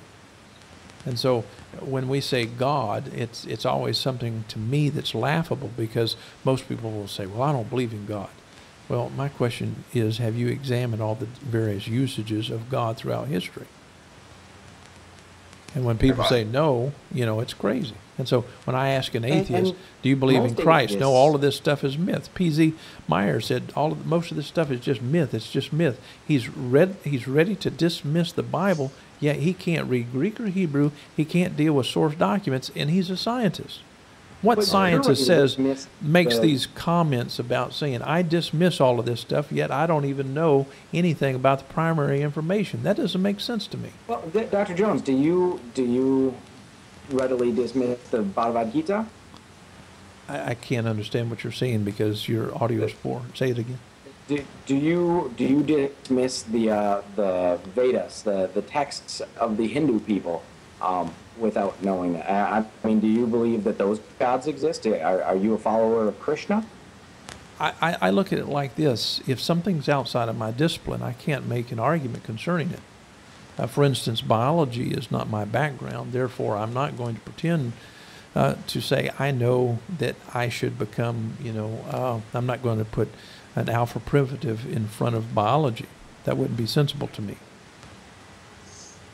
I think actually if you look around, I mean, if you talk to people, atheists in general are far more educated on the subject of religion. They are educated in church doctrine, not so much the Greek text, no. Now, you do have Bart Edelman, who is educated in that context, and I can appreciate his comments, but I really don't think that he is allowed, if you will, to get beyond church dogma. I don't think he's even moved in that direction. You've never heard him make one argument about indexicality. You've never heard him make any statements about deictic elements. What you hear him spinning is just very superfluous to the argument. If the texts are accurate translations or not, it comes down to, are the texts from God or not, or are the texts about a guy from God? And that's where it's begging the question to say that the text can prove itself to be of divine origin without having some serious, I mean, that's an incredibly lofty claim, and extraordinary claims require extraordinary evidence. So being able to link together some linguistic realities and things that are impressive in a way with some psychology from modern day applied retrospectively, I don't know where your entire argument comes from, and I'm not trying to frame it up as if I do. I'm saying that it would take an incredible amount of evidence to convince me that there is a creator God that sent a son, or had a son, Jesus, that was in any way divine, even if the son is simply a metaphorical statement, anything more than a human, that was really basically that's it. I mean, for you to convince me that there's anything supernatural at all about these stories, and they're not just equivalent to Heracles or the story of let's see, Oedipus, or I mean, there's so many. I know Icarus. He flew too close to the sun, and his wings melted, so he fell. And his father Daedalus then was distraught, and obviously it was that they were becoming too arrogant and too prideful, and Apollo came and smited them. It's, yeah, I mean, we don't make these arguments. We don't have these conversations. But let's talk about something. Let's talk about something that I'm really saying. Okay, I'm not talking about the tooth fairy. I'm not talking about Humpty Dumpty, am I? I'm talking about a text that says something like this. Philippians chapter 2, verse 7. Jesus emptied himself. And I'm using a meta language here. He stepped away from the existing notions of God. Now, what does that say? Am I saying that Jesus is actually trying to say, you need God in your life? You need to believe in God? You need this magic God in the sky? You need this God Almighty? No, I'm not saying that. But the church is. The church has conditioned most of us to think that that's the God that we need to think about. I'm simply saying that Jesus comes at things from a different angle. And we're talking about, for instance, just for the sake of time and argument, are there people who have made significant changes in our lives who are brilliant? The answer to that question is yes. And if we examine the linguistic evidence just of the text, we're going to find out whoever this Jesus is, there is something extremely powerful about what he is saying. And I'm simply saying in a very unique context, he's very much in agreement with what you guys are doing in terms of trying to get rid of church doctrine or church faith. And I would think that you would applaud Jesus for doing the same. As a person, sure, but that still doesn't make Jesus divine. Okay, we're using divine in the supernatural sense. But could it be true that your bias is something that you were conditioned by the church to have concerning who God is, and etc.?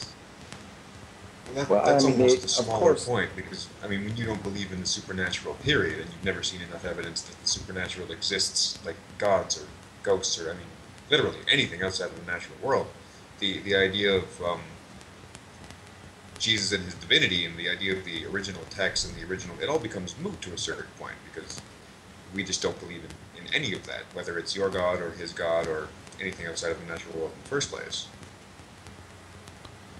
Carl Sagan, he said once, it's one of my favorite lines I've ever heard. It's, if one wants to make an apple pie, one must first invent the universe.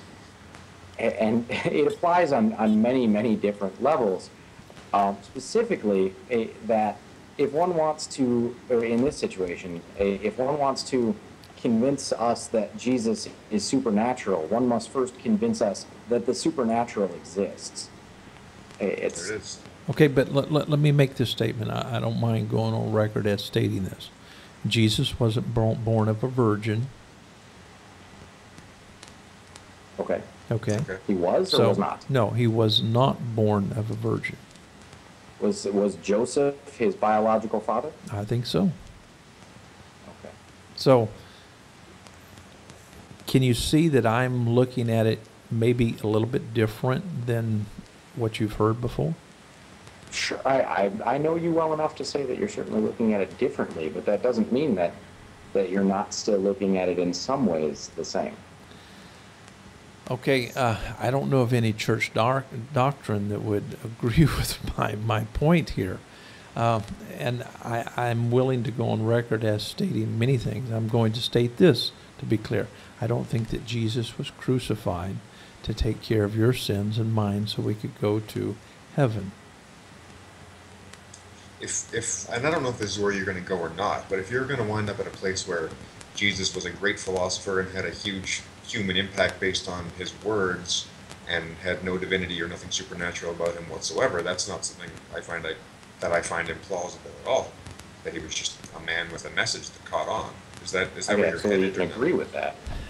I think there was a little bit more to Christ than what we're trying to suggest here, but I'm simply saying that I don't know that I'm convinced that See, we and don't that's have what we're enough saying, time it's to get the- into the context of it to do efficient work to actually define what I mean, because simply giving you, for instance, if I said Jesus is God, and someone said, oh, Dr. Jones said Jesus is God, most people would think that I'm talking about the church as God, correct? Or a concept, therefore, just like that. And so it's going to take me time in order to say what I mean. And I'm simply saying that conversation will be held soon, and I'm willing to commit. Well, we Sounds look good to forward me. to that day. Yeah. Hey, I have this to say that there's a difference between your approach to this as a linguist and my approach to it as a biologist. Is in biology, when we have something that's a new concept or a new a new discovery, a new idea, we give it a new name because old names have old meanings. So to say Jesus is God, I understand that you are recognizing words have usages and not meaning, but why choose the same word if you know it's going to have all the connotations behind it, and not just invent a new one, or just say Jesus is Jesus, and this is what I mean by that. If Jesus is not, I think that Jesus used a lot of wisdom when he took their own fiction and legends and he dismissed them by using them. And sometimes I think that with our kids, we have to take their fears and talk about their fears in order to dismiss their fallacious beliefs. I think psychologists do this all the time. And so I'm not afraid of those terms because I know that terms are not simply carrying inherent meaning. And so I'm willing to allow language to be what it is. It has the capacity of being used in various ways and have different meaning. And so I think specialty terms are wonderful, but I don't think that most people will even get into the context of a conversation if specialty terms are used in this particular kind of conversation. Then you can't be surprised if the baggage of the old word follows along. I guess. I'm simply people who reduce language into, for instance, if I say up, and they're always going to say, well, that means a direction. If I say, what are you up to? They will never get my point. If I asked you to define, like a person who wanted to come and do some work on our home, they said, get down with your bad self. You can look that up in a dictionary all day long, and it's not going to mean anything to you because it was expressed to me metaphorically. And so it was a compliment, by the way. And so you have to have indexical and deictic elements to understand, get down with your bad self. And so my point is, either we're going to be honest with how language works and deal with language flux and usage, or we're not. And I find more people not willing to deal with how language works. And so well, I think that's there's unfortunate. a difference, though, between recognizing that language does fluctuate and intentionally utilizing the fluctuation of language when you could just as easily make a new term. In saying I'm going to, what are you up to is a great example. What are you up to is something that evolved of its own accord through natural language flux and the way that cultures use different terms. However, if I were to go back in time 200 years and say, what are you up to? That terminology would not exist yet.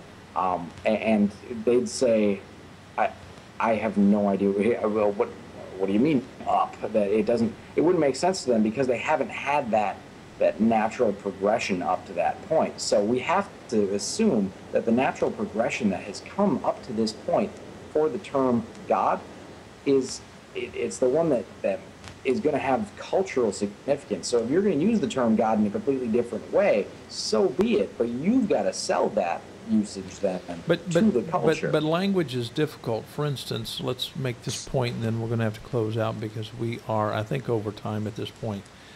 If years ago I used to take all of my Greek students, and I used to have them converting actually Greek sentences into algebraic expressions, simply because I wanted them to understand the principles of finding what terms meant. For instance, the finding of the value of A is necessary if you're going to understand the language of algebra, and I think both of you guys would agree. But if you tell a student that A always equals 2, and that student goes through their entire first semester of algebra and applies 2 to A throughout the textbook, that person will be failed in algebra. And I think both of you guys would agree, correct? Mm-hmm. And so A only means what it means based upon wherever it's found in a certain expression. And sometimes things can't be found. For instance, if I said A plus B plus C times D equals 15, you can't tell me legitimately what C is or B is. You have to have a little bit more to it. And this is true with linguists. Do what? We could tell you in terms of A and B. Well, I'm simply saying specifically you can't tell me. But let me make my point so we can come to an end mark. The reason that I would take these things into algebraic expressions, I would simply say, now let's tie A, let's tie B to particular things. And I would have students do these things. And one of the things that you can do, for instance, I did this with over 100 pastors years ago. I took Ephesians chapter 2, verse 8, which it says, "For by grace are you saved through faith," and et cetera, et cetera. And I said, how many of you guys believe this to be true? All of them said yes. And I said, now I want to take the time in this class for you guys to tell me what it meant. And every pastor told me something different. And so their connection, in other words, anytime that you utilize a noun, it refers to something. So it's called a referential. And each one of those pastors were taking nouns and participles and verbs and everything, and even prepositions, and attaching them to different referent points. And so this happens all the time in language, and this is why language, in a sense, is very imperfect. And so when one explores the idea of how linguistic works, and you find that people are finding identical referentials, that speaks volumes, because that just normally doesn't happen, does it?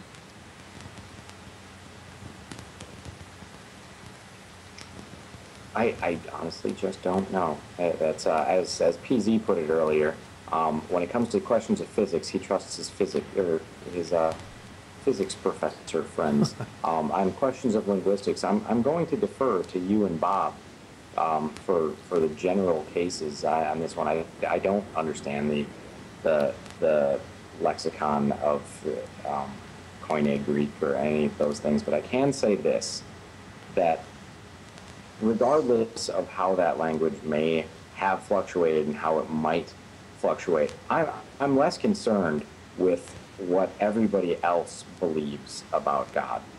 I don't, as Troy pointed out earlier, we don't hold a belief as to what God is. So if we're going to have a coherent conversation with anybody about God, we need to understand what they mean by that term.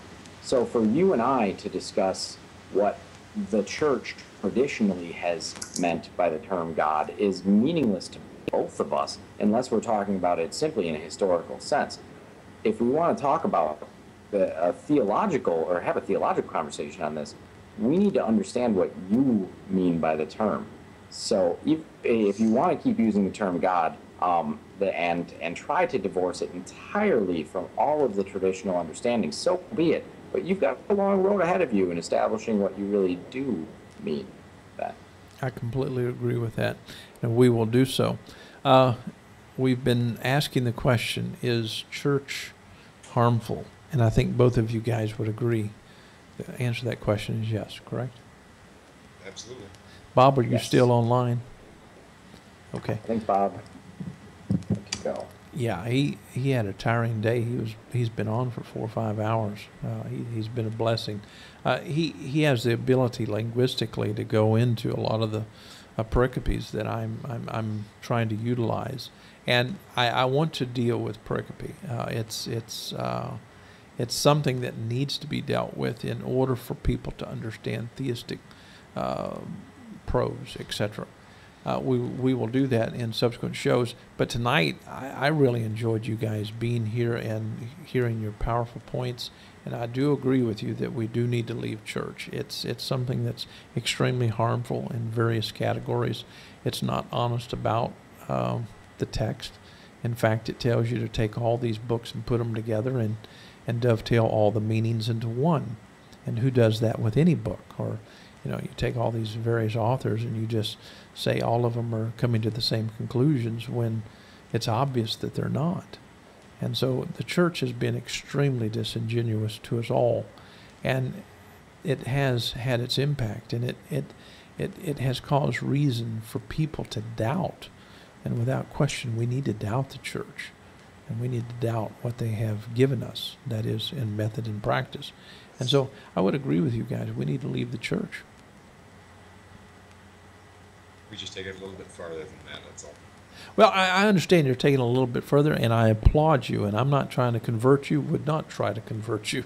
I'm simply telling you what I think to be true, and just as anyone else who teaches a given discipline, it takes time to get into the context of what a person actually means by a certain point or term.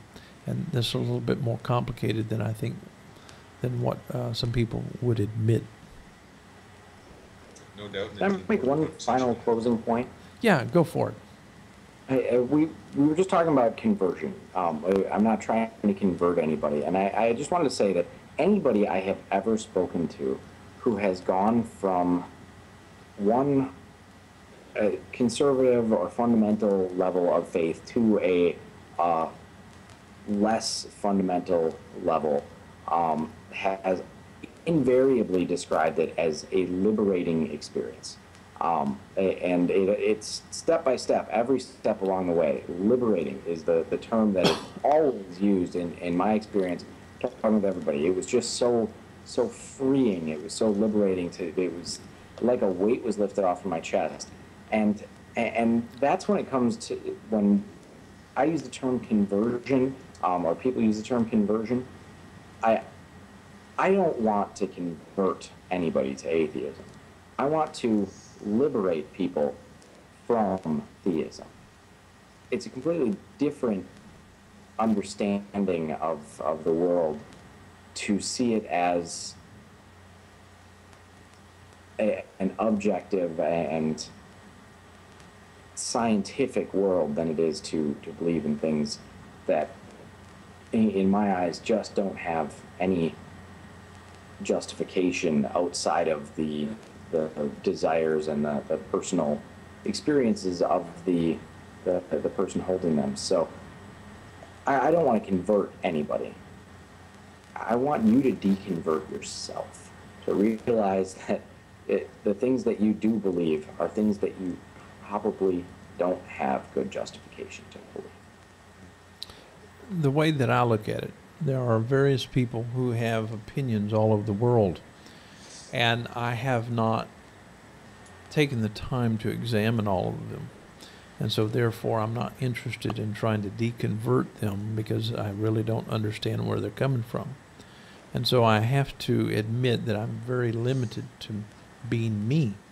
And so I have a certain context that I work in, a certain environment, and so that's all I can be. And so my point is, I have no intention of trying to convert you or anyone else. I'm very comfortable with both of you guys being atheists because I think that both of you guys are extremely honest, and I'm proud of you.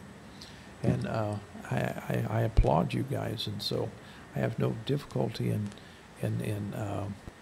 trusting you guys. And I use that word. I have faith in both of you guys. And hopefully you can understand that. Troy, your final thoughts, please. Let's see. not really sure I have anything as insightful as Greg to say. I reiterate the idea that I'm not here to deconvert you either. That's not my goal in being here. I genuinely enjoy talking about these things. I do feel that a rational and evidence-based worldview is the way to go and the best way to go, but I mean, who doesn't think that their way to go is the best way to go, obviously. So I just come out here and I have these conversations and I enjoy them, and people listen, and sometimes they, as Greg says, deconvert themselves, which I think is to a benefit. Yeah, that's powerful. We've enjoyed having you tonight. I think that what you've added to the conversation has been much, and hopefully you've enjoyed yourself a bit. Greg, your final thoughts? I think I essentially made them already. It's been a wonderful conversation. I know we ran over time. I wish I could every time. I wish I could do this all the time. But to me, I think I wanted to clarify that final point that I made. It's not that I want to deconvert you, and I don't want to liberate you from things that I think are unjustified. I want to help you examine the things that you think are justified. And together, we can determine if they really are. And if they are, I am more than happy to adopt them. The only thing that I ask is anybody willing to walk down that path with me, is willing to let something go if it's not. But would you agree with me that I need your help and you need my help? Absolutely. It's a lonely path to walk alone sometimes. That's true. And so, in reality, I need Troy's help. He needs my help. We need to help each other. But there is, there are situations in life to where we have people who can't help us. And I'm simply claiming that when you're so intoxicated with church life, you can't help anyone. You need to be helped and rescued to get out of that mindset. And so when you move out of that context, you become a rational person, and you can start thinking, and therefore you can help one another. It's a working thing, and to me, it's a wonderful model. And tonight I really enjoyed P.Z. Myers. I think that he helped me much in every way. I respect the man, and I'm looking forward to many more conversations like this. And so, with that said, I think we're going to go for the night.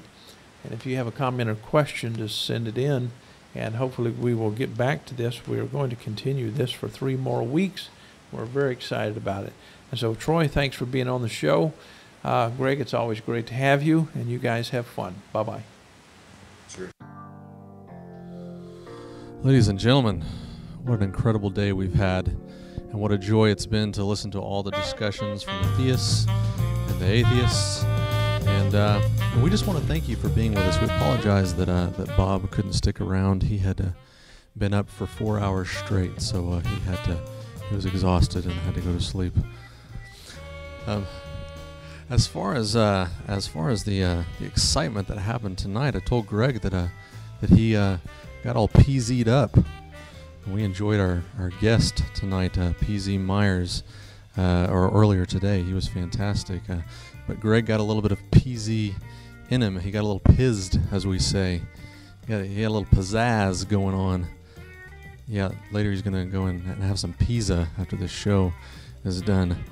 But suffice it to say, we enjoyed having you, and we hope you'll join us next Wednesday when we'll be doing this. We'll be doing a little bit of this, and then next Sunday we'll be doing it all over again. And if you'll stay with us and be a part of the discussion, that's what we need from you. In the meantime, we love you.